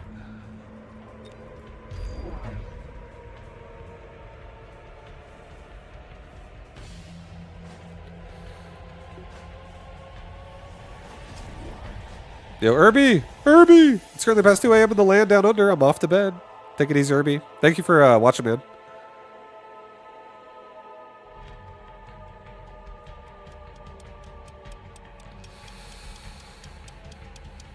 The missile's goated. It's okay. The Stormcallers survive, actually. And they're siege, so they won't die. Until the end of the fight. But the Mustangs are dead, for sure. Poor Mustangs. If you just got Battle Mech, you respond with Roach. Yeah, Roach is a great, easy way to fight Battle Mech. The best thing you can do for yourself against Battle Mech is be patient and allow your opponent to overextend on creep. So, like, not running around the map with, like, a chicken, like, with your head cut off, and then wasting a lot of time, and then, like, genuinely, like, spending, like, 10 seconds running left, and then running right, and then running left, and all you accomplished during that was losing 4 roaches because they got locked onto by cyclones. Like, that's totally possible. That's very realistic gameplay for a lot of people. But if you, like, don't do that, and instead you spend that time spreading creep, and then your opponent attacks into your creep and drives on top of creep, a roach with move speed especially, but a roach with move speed on top of creep can almost run like twice as fast as a cyclone. Not exactly, but still a lot faster. Like, you will close the distance very fast, and you can get so much more damage into his army, as opposed to something like running around their base, or like outside of their base, and then running around and like running away from him and taking damage, and you're not also not utilizing creep there. Like creep spread is amazing. It's such a strong tool. So roaches, and also another strategy you can do with roaches against Cyclone, like battle mech. Get burrow, get roach speed, and then immediately after roach speed, start upgrading burrow move. And at the same time you start burrow move, start burrow, so that those finish together. And then suddenly, your opponent is trying to push with battle mech. He does not realize that you're burrowing roaches around, looking for him, or waiting for him. He drives on top of roaches, or you move roaches under his units and up burrow directly in the middle of all of his units, or like a good chunk of his cyclones. It surrounds the cyclones because of that, because of displacement, and then they can't even run away, and then a lot of the cyclones just die. Like with that, like in the first engagement of the up burrow, and then you can reburrow again as he runs away if you need to like once again heal back up as you move towards the next location. Or it's really annoying. You also force scans. Like there's so many ways you can hurt a Terran that way if they're a battle mech user. And then if you get really good, you could be like, you know what? I'm just gonna make like 4 roaches that don't get grabbed by select all army, and I'm just gonna have them run to like his main base and burrow, and then shift unburrow as they get to the mineral line, and don't ever touch them again. And then suddenly you look back 2 minutes later and his mineral line's dead. Stuff like if you know how to, if you know tricks that exist in that game, that essentially what they do is they make your opponent have to spend more time fixing mistakes or fixing problems that you created, and you spent less time to create them than he has to now spend fixing them. If you do that enough to your opponent, you can cripple them and break them all the time. Right, I'm gonna get I think I'm gonna get Phoenix here. We need some anti-air. Like these Phantom Rays are going to blast me.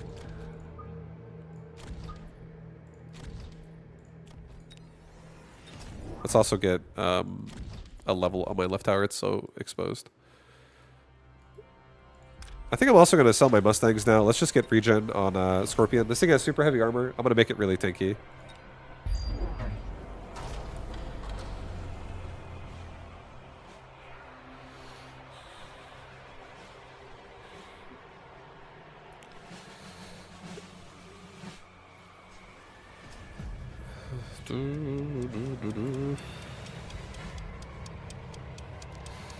Yeah, there's a lot of things that can be meticulous in StarCraft, and there's a lot of things that can be very like simple. So hopefully, any of this advice helps you. I have a separate question. How do you handle weird stuff like you scout early Terran? They have a PF at their natural. This is the stuff that gets me a lot because I don't know how to respond. One of the most my first feeling whenever a player is playing non-standard is that you look at resource investment, and if you don't know how much resource something costs, I would say a good addition to your knowledge, like your knowledge repertoire or your information bank you have about the game, you should learn what things cost. If you don't know that, you should learn that. And if you know what things cost, like if I ask you, how many resources is a planetary fortress? What does that cost? You could be like, and let's just say you know, and you're like, it's 400 for the command center, and then it's 150 minerals and 150 gas for the planetary. And then it's also 125 minerals for the engineering bay to make the planetary. And if you know all of that information, and if now you know, and it's also 75 minerals for the refinery to make the gas. And if you're like, okay, knowing all of this, I know that the Terrans spent this much resources, and then it's also, let's say it's like after natural, right? That's like their first expansion. And let's say they don't even take this expansion until like, let's say you have a base and it's like, you go like hatchery first. And you scout the Terran, and it's like 5 minutes into the game, And you're like, normally when a Terran goes early command center, they have a base much earlier than this. Like, we're talking at 3 minutes or at 2 minutes, they have a command center at least started. But at 5 minutes, he finally like starts that command center at his natural.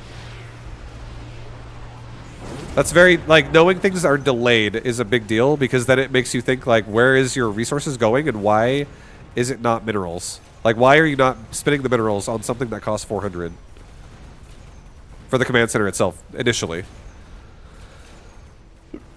So when you see people doing shit like that, you can be like, okay, is this tech? And then that's a great time to, like, Overlord Scout or, like, Ling Scout. You can see their front door, scout the ramp. You can see information that tells you what could be happening. Like, oh, he's going for fast starport, or I see it.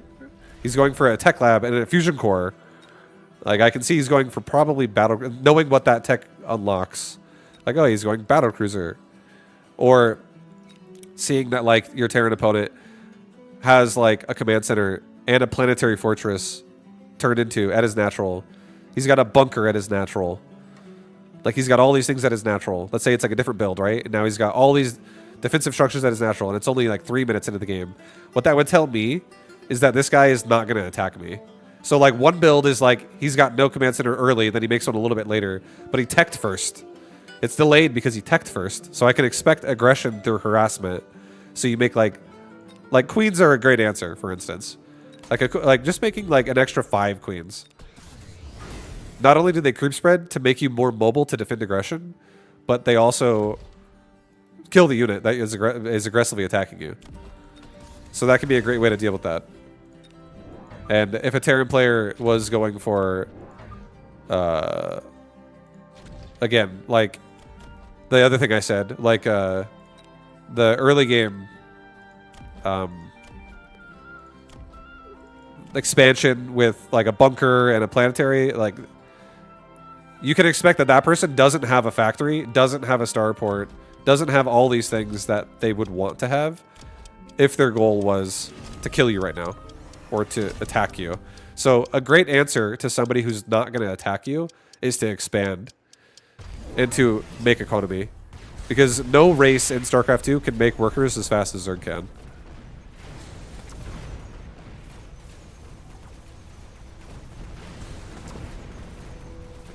What about Reapers? Reapers kind of depends on the flow of battle, honestly. Like, Reapers depends on how active the Terran is and how proactive your defense is.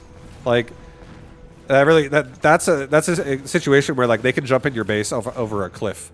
You can't, like, force that not to happen. Like, if they want to jump in your base, they're going to jump in your base. So it would be like, you need to be able to withstand that. You need to be able to get attacked and not be dead. But Reapers can absolutely kill all your drones or your units if you're not careful. It depends on how the fight's going.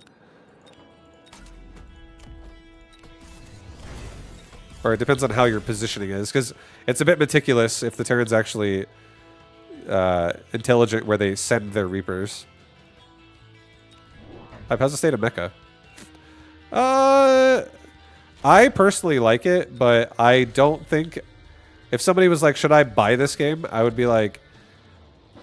If you're expecting, like, to play this game for years, I honestly can't tell you in confidence that that's a good idea. But if you're like, I just want to try it, you could have fun. That's what I would say about the state of mecha. I personally think this game is still fun, but I do think that this game is in a kind of a rough state. I think this game this game has been in a nosedive and has not come out of it yet, and might not ever. So, hopefully it does. Hopefully it can. But if it doesn't, then that's just how it goes. I'm getting another Phoenix on left side. There's so many wasp.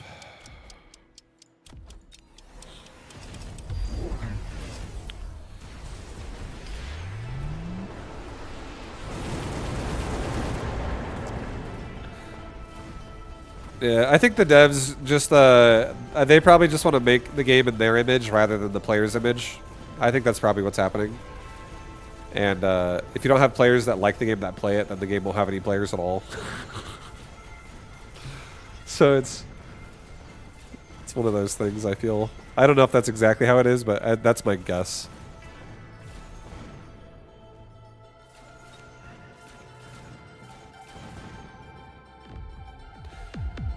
Blizzard is crazy not to invest in StarCraft. Oh, oh. And also, thank you, Ripley. Much love, man. Blizzard's definitely not Blizzard anymore. Imagine, have you ever seen a Jason movie where like he wears a hockey mask?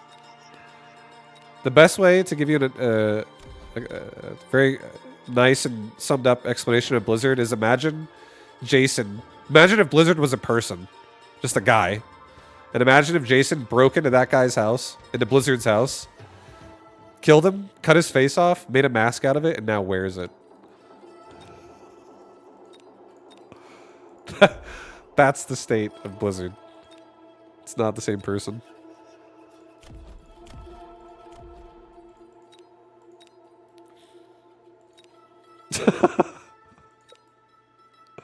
I'm gonna get a photon coding for this Raiden.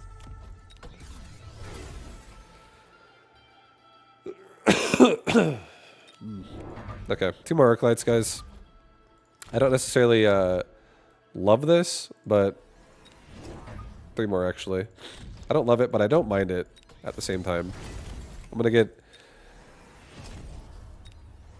elite marksman and reassembly.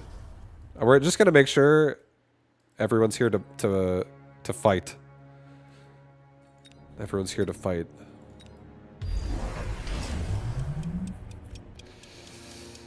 If you're only interested in money, SC2 doesn't make sense. A custom mount and WoW made more money than SC2 did.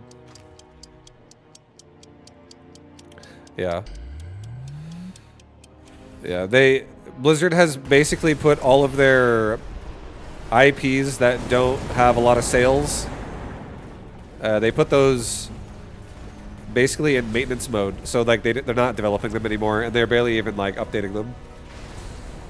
Like there could be like a bug that doesn't get patched for like almost a decade, kind of stuff.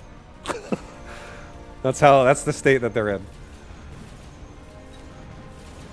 Microtransactions are much easier to sell in games that have a character you level and you wear gear. Like cosmetics, fucking power, like actual pay for power type shit. Pay for levels type stuff. Pay for class, pay for unlocks. Those games are much more monetizable.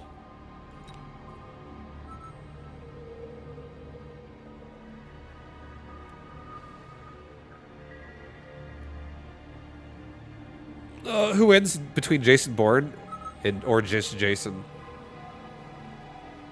I don't know. Yeah, Freud.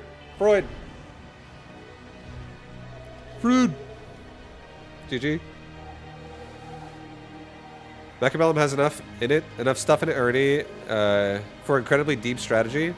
I agree. There's a lot of choices you have in Macabellum. I think one thing Macabellum needs, though, personally, this is my own personal opinion. One thing Macabellum needs that would honestly enhance this game is map layouts. I feel like map layouts could be a lot of new expansive creative play. Like, I think it would make this roster feel more alive, and upgrades on this roster feel more alive if terrain actually existed. And you could like also either get like varying styles of terrain, or you could customize terrain in your side, and like your terrain with your build could fight someone else's terrain with their build. I feel like that would be also a lot of like variance. But I don't expect them to ever add terrain in this game. But personally, I think I would like it a lot.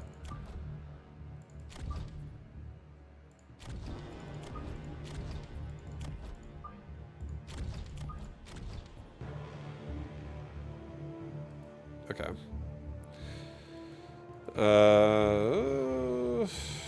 I don't know. I feel like crawlers are coming. I'm not that afraid of his army's DPS, so I'm gonna get fangs here.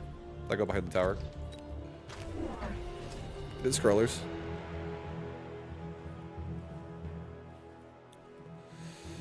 Is this why SC3 will probably never exist? Or if it does, it'll be nothing like SC2? So, what happened to Blizzard is something that happens to a lot of companies when they become really successful. And what happened is the people who created Blizzard were honestly legendary game developers. They were very good at game development. But they were so good that they made a lot of games that really successful that it got a lot of attention from people that know how to make a lot of money. And money is basically how shit is operated as a business is operated through financial, right? So what happened is Blizzard got so successful that the revenue that they were producing and like the company's expansion level, it needed to incorporate new people, and these new people are better at business and stronger at business than Blizzard is, even though Blizzard is better at making good games than these people are. But they kind of took the company over. And now a lot of the passion and a lot of the values that used to exist at Blizzard when it came to game design don't exist anymore. Imagine if there was like a 10 rules for like making a good game, and then they lit that list on fire, and then they made a new list that only had one rule on it, and it was generate revenue fast. That's their rule now. That's the motto that Blizzard runs by is how to generate revenue to make shareholders happy. It's like a different company entirely. A lot of people that used to work at Blizzard don't even work there anymore. For people who like, if somebody made a game that you love from old Blizzard, like anything StarCraft, Warcraft, Diablo franchise, and now you're like, oh, bro, I wanna know what that's up to. I loved it back in the day. Not much. Like Diablo and World of Warcraft are up to a lot of things right now, because they sell you the amount of like. It's like, imagine if you had like a cash register like cha-ching sound. Like that's going off constantly in Diablo and the World of Warcraft space. But in the other spaces, it doesn't go off at all. So they like basically just close the door and put a lock on it, and they don't care. Like, they're just not gonna develop those things anymore.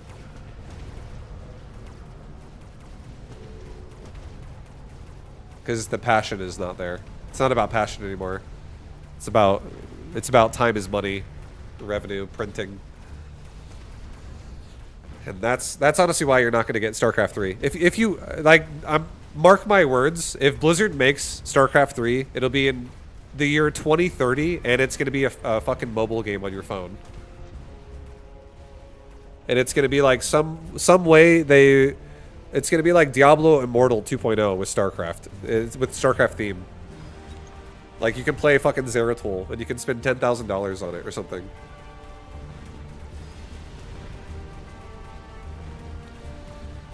Like, that's really, like, that's the kind of game Blizzard's going to make you. If they make you StarCraft 3.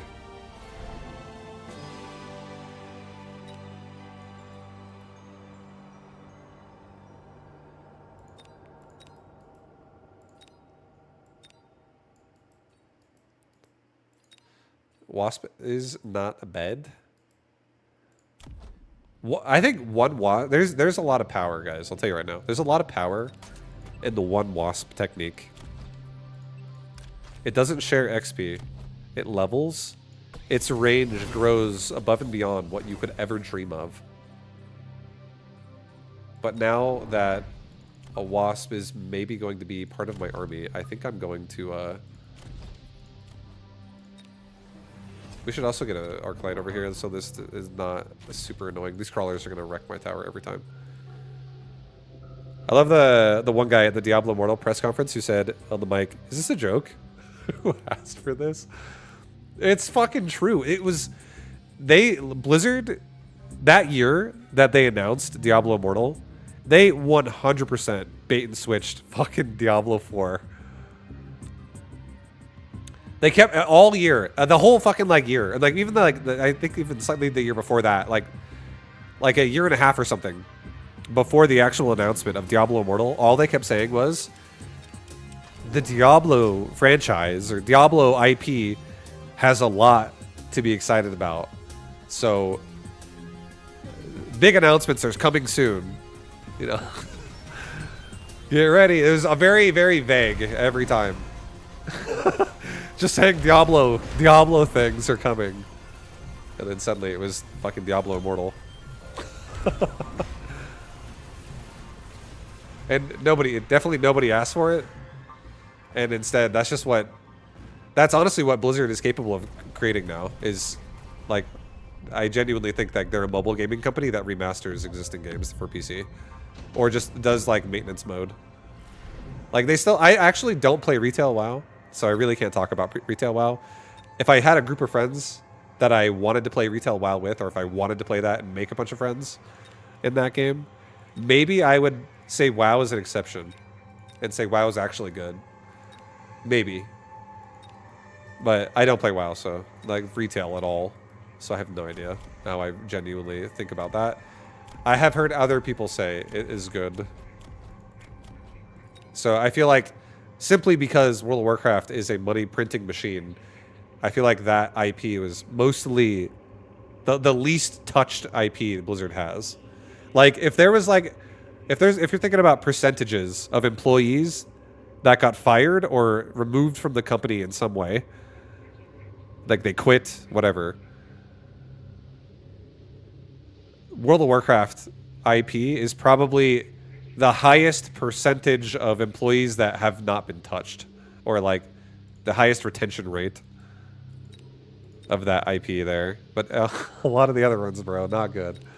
It's like you look at different. It's like you show up to work every other month, and it's like different employees are there.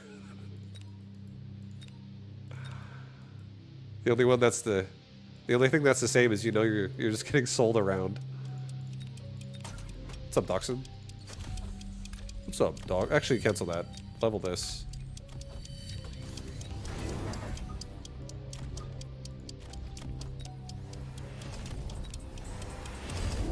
Alright, that's a dead wasp. I remember Quinn dropping 20k to complete the pay to win. Yeah, is silly. And like, it's insane. Like, there was even people that were spending like in the hundreds of thousands of dollars on Diablo Immortal, and as a company, like that's making games, they're probably like honestly thinking to themselves, it takes less people to make this mobile game than it does to make like a Blizzard-esque masterpiece level PC game. Less people have to be paid to make this, and it's generating insane amounts of revenue per person that's playing and buying. Like, it's like incentivizing to do it more. And it's okay. I came to terms with all this a long time ago. So that's the story, guys. Yet again, we've told another one.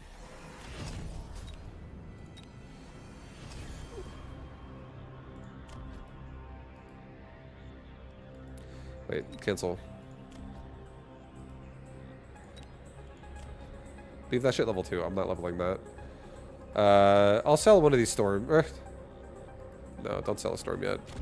Put the storms there. Put a crawler pack like right there.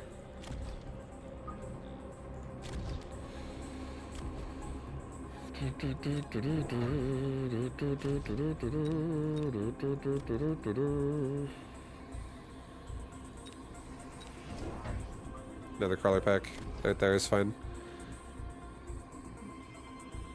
Eventually, all heroes become the villain. Yeah. You should make a game. Actually, I think I would like to make a game. I'm not even kidding. But the day hasn't come yet where, like, that's what I'm spending my time doing. I think I would... If I had to make any game, I would make... I probably would actually make an auto-battler, honestly. The current way I feel about the current landscape of games and what I think could be fun, I think I might make an auto-battler if I were to make one. But that's like a huge statement to make. It's a lot of effort. So I'm not saying I'm doing that already.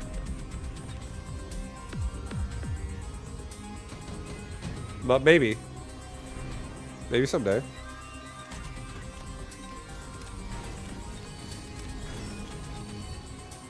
Alright, this wasp is only 3 levels away from being able to guarantee it's behind the arc lights. It's a lot of effort. That's why it's fun. I think for me, for making a game, if it was my primary passion,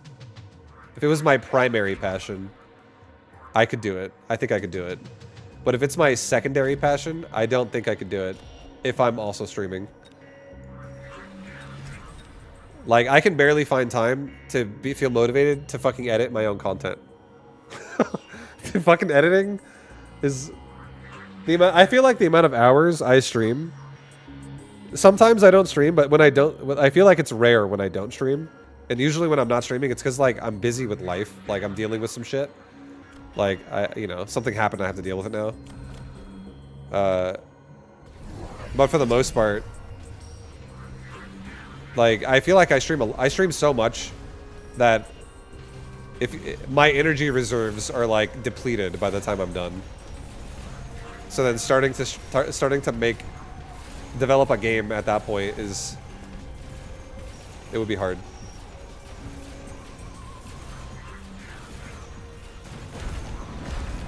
But if I'm really passionate, if I'm super passionate, and I feel the desire to really like deep dive and, you know, I don't know,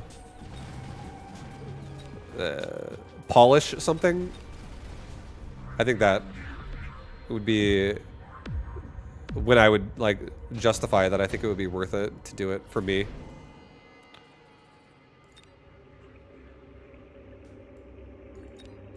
There's an audience for game dev streams. Yeah, I definitely wouldn't want to do it at first. Like if I was comfortable doing dev work, I think I would be more okay with that. But if I was doing like dev streams and I was uncomfortable doing dev work, I feel like the stream would turn into, I don't know. I don't know if I would enjoy myself as much. That'd be hard to say I would enjoy that.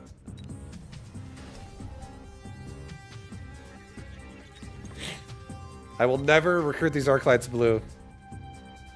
They're level 1. They're common. These are common loot arc lights.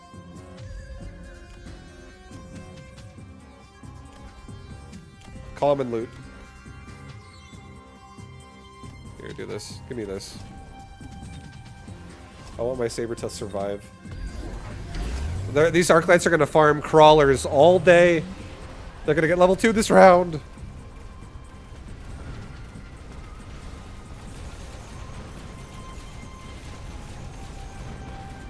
And I save $100. You can do a lot with $100. I could go out to dinner with that kind of money.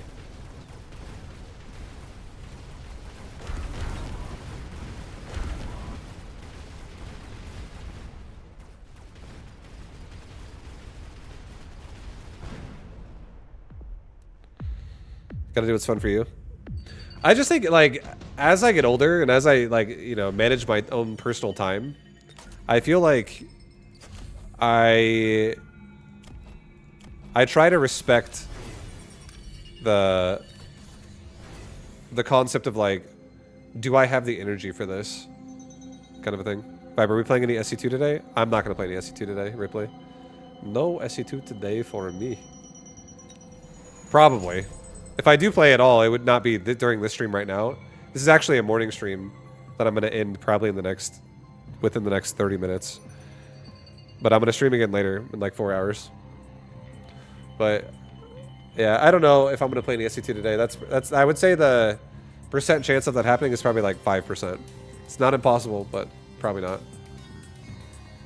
Probably not today. I don't really want these storms that much, even though I think they're doing not bad. These storms are not doing that bad. Like they're impressing me.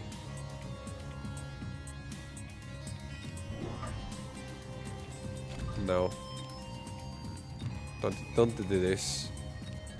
Don't do this. I'm doing this. I'm chaffing hard. I'm chaffing hard. We're okay. We have Shockwave. This is going to be huge. Also, Elite Marksman's going to make the Wasp struggle to stay behind them, but at the same time, the Wasp is range deviced up, so another level. And it's got the same range as Arclights. That are level 3 at least. But the longer the better, either way.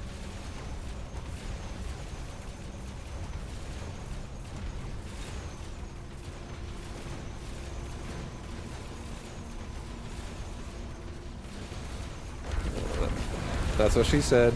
Yep. That's a huge range. Damn, you got some reach.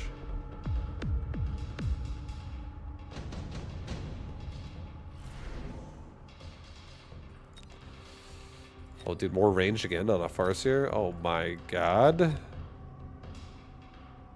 It's free, too. God, I love the free options.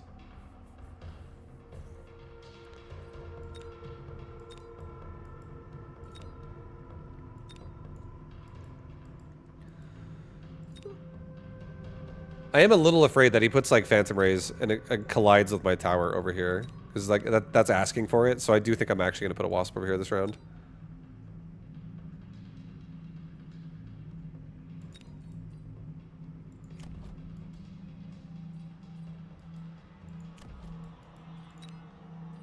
Here, I'll just take the...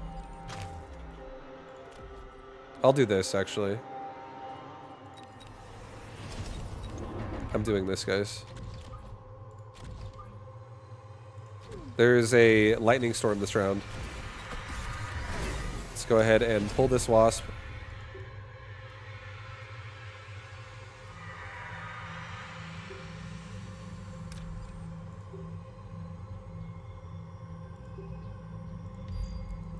Just send the Wasp. Send the Wasp as close to the wall as possible. We'll pull the Arclight with it, too. That's fine. Just get out of the lightning storm. Put a few barriers down. Get range and speed. I'll grab Aerial just in case. I don't know if he's actually gonna Phantom Ray me. He did not. He did go Void Eye Aerial though, so now Aerial is still good.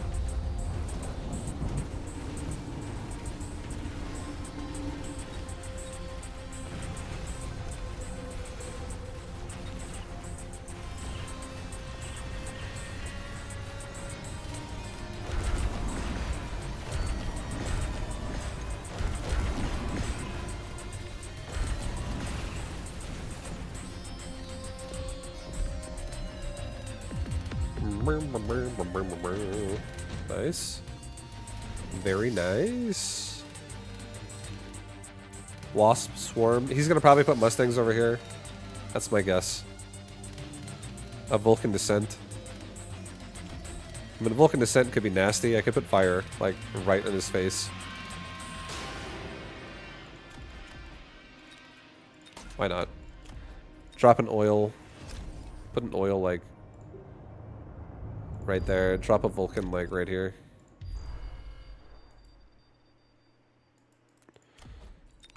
Level the Arclights. Level the Wasp. Let's Mobile Beacon these Wasps this time. More, like, inside like this. So they just come and help more away. Like, don't run at this side. Level this tower to level 3 just to be on the safe side. I'll give this Arclight in the middle, like, extra help. It'll really reach these crawlers, get rid of them so the Vulcan doesn't somehow die without connecting. I'll do range and speed. I'll get Sub-Blitz.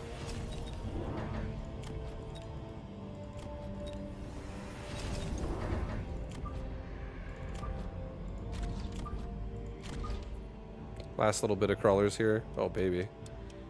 So many crawlers, man. So many crawlers. Put a barrier over this. A little more left. Alright, dude. This is it.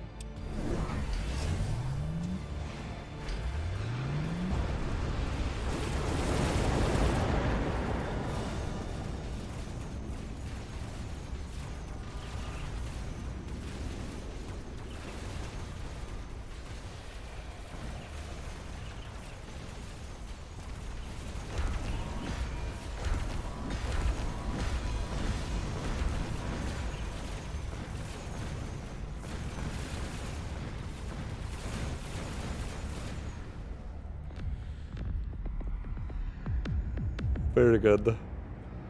Very good. Nice.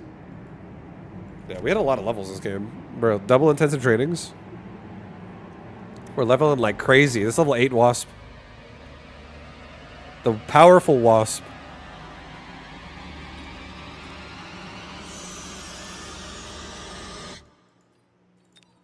Bing. Alright, last game. Probably last game for now, guys. I don't know what I'll play when I come back today. I'm not sure what I'm going to play when I stream again. I'll do something. It might be more Mechabellum. I have been still enjoying this game. As I say daily.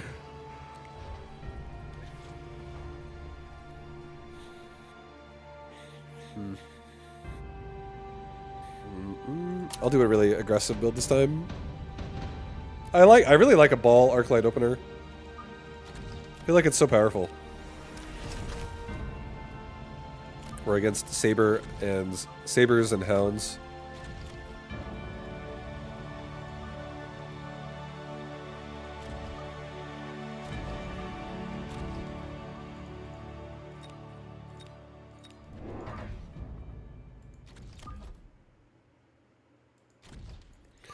That cannon might just like wreck me right there. I think I'll do a small lamp core on my balls. Make them just slightly tankier.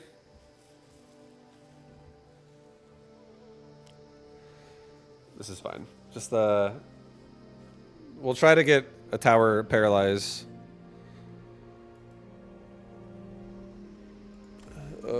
Maybe slightly more spread. Maybe spread by 6s instead of 4s.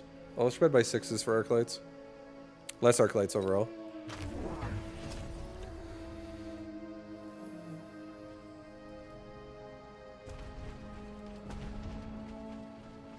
So we're gonna have less DPS on arc light, which means we need more support for arc light.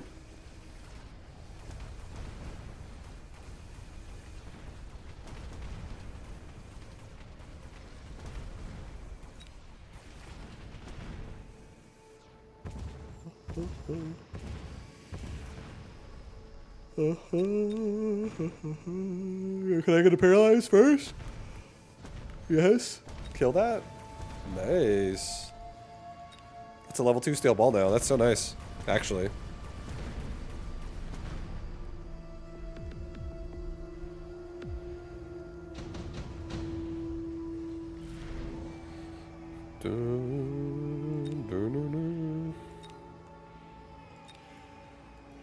Okay, so I don't have any anti-air, so a wasp, again, automatically makes me feel a lot safer.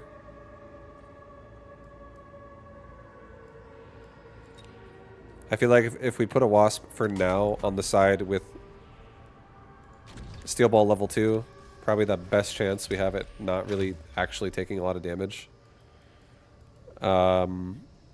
This guy's already showing me he wants to make a lot of saber action.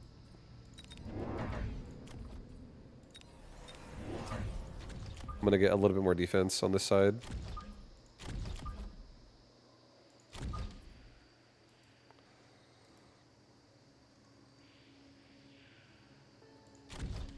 Okay. I just want to be able to, like... I don't really love the fact that we're going to get stuck on the sabers, but I do like the fact that when I turn on Shockwave, it's going to change how this works. Because we're going to lose a little bit of range, and we're also going to AoE explode everything. Even if we get stuck on sabers. For, like, the side specifically, but... yeah, we shall see. I'll device this wasp. It's fine. He put a Mustang on both sides.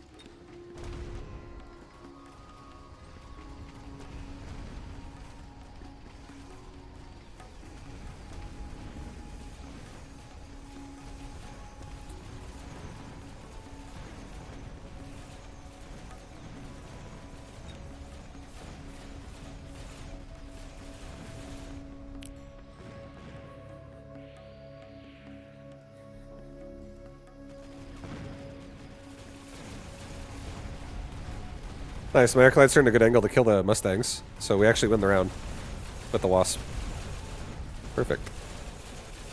Perfect, dude. Everything's working perfectly.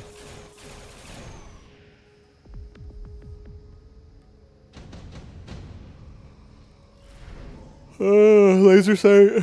Okay.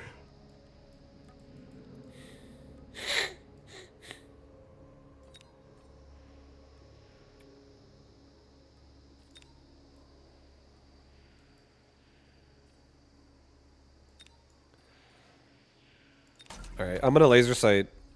I'm gonna make... I don't like this exactly, what we're doing right now, but it's okay. I don't love it. But it's not gonna stop me. I'm getting 2 Arclights for the towers, to be safe. I'm gonna get levels up in the front. I'm gonna get 1 more Arclight as well to push this tower, cover the front of this area. I do think I'm going to put this probably on a steel ball. Probably. I like that these steel balls are already leveling up. Right balls are not really leveling up, but left balls are doing pretty good. I could mobile beacon this as well.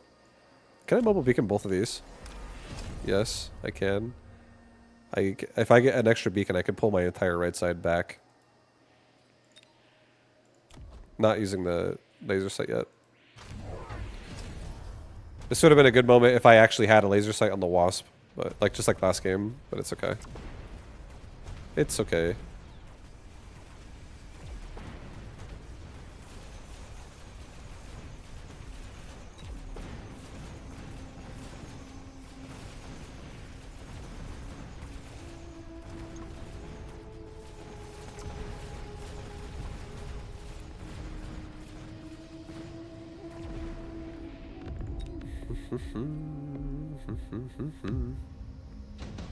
Alright, he's got a Scorpion. Scorpion. Advanced targeting system. It's tempting. Efficient light is also pretty good.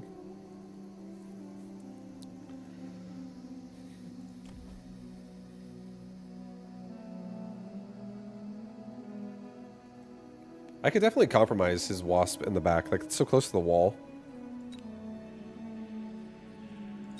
We could compromise him.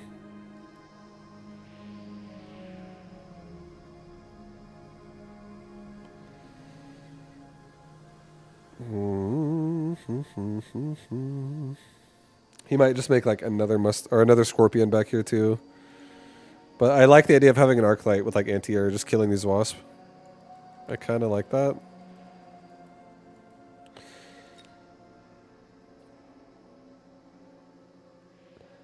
Oh man. It's okay, no range. We'll go efficient light. I'll go efficient light. It's really good in its own way. You get me two steel balls. And let's get shockwave on Arclights. Save the range device again, don't use it yet. He's got a lot of Scorpion action. He has a lot of Scorpion action.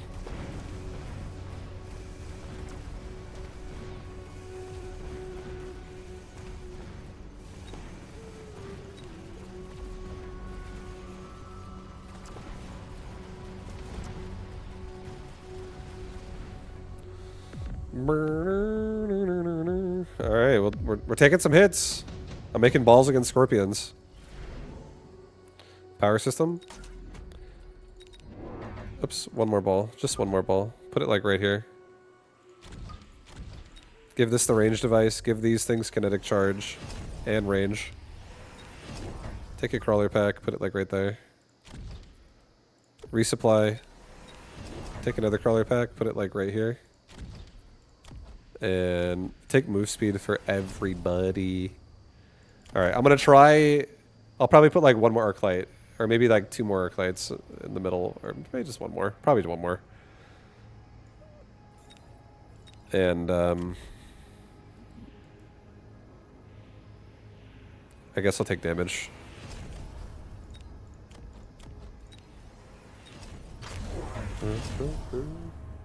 I guess we'll take the damage.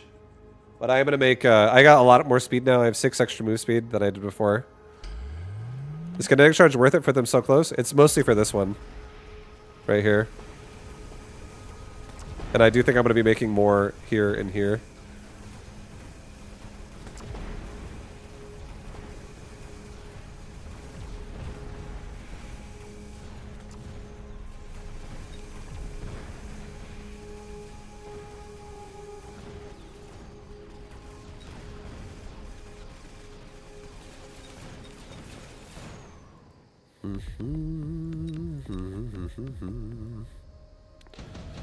And the nice thing too is if either side breaks him, if either of these sides break him, then it just creates like the balls will run across a map and have like 140 range. It'll be very nice. Let's get Phantom Rays. Put a Phantom Ray like right here. Put a Phantom Ray like right here. Level the balls. Let's get armor on Phantom Ray. Let's get 2 more crawlers behind the towers. Let's get another steel ball like in the back. Comes out late. Get speed again. Send it. Let's fucking send it. He's got armor Phantom Rays himself. Okay. A lot of them as well.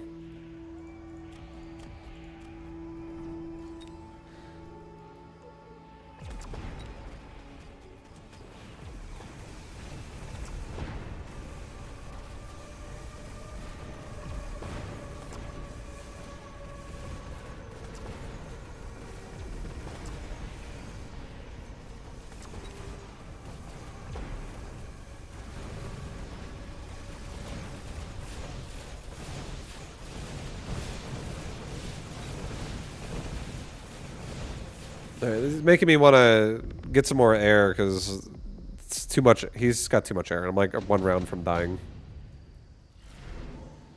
Another laser sights.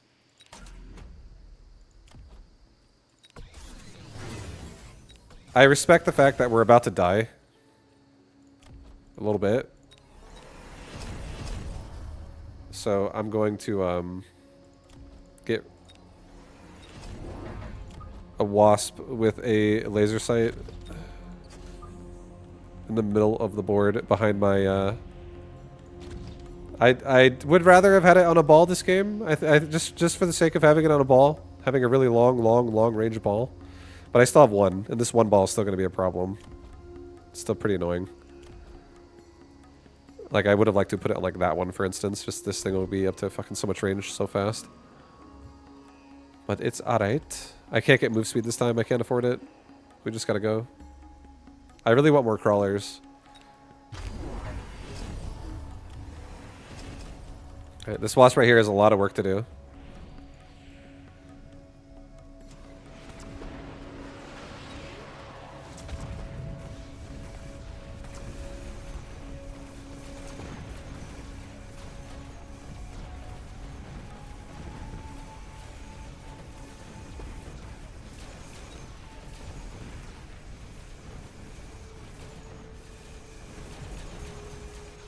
They killed some.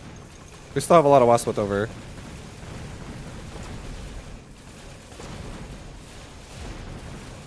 We're gonna get paralyzed again. We lose. It's GG. Oh god, we're dead. My balls. This guy just mooed at me. Moo.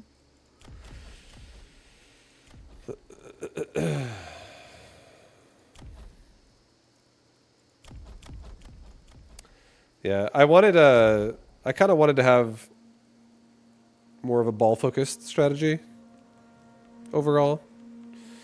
It honestly could have worked as well. Like I feel like it would have been totally fine because I skipped the whole anti or wasp phase and just got into arc lights with that eventually. But this happened a little too fast. I feel like with this happening too fast, this range device being on this steel ball instead of being on that wasp initially, it kind of lost me the game. I feel like if the range device was there, that wasp would have been a lot stronger. It could have actually, like, me deciding to commit to, like, wasp here. This could have made this whole area, like, this guy could have been higher level because of the device. And then also just staying safer against the majority of what's here.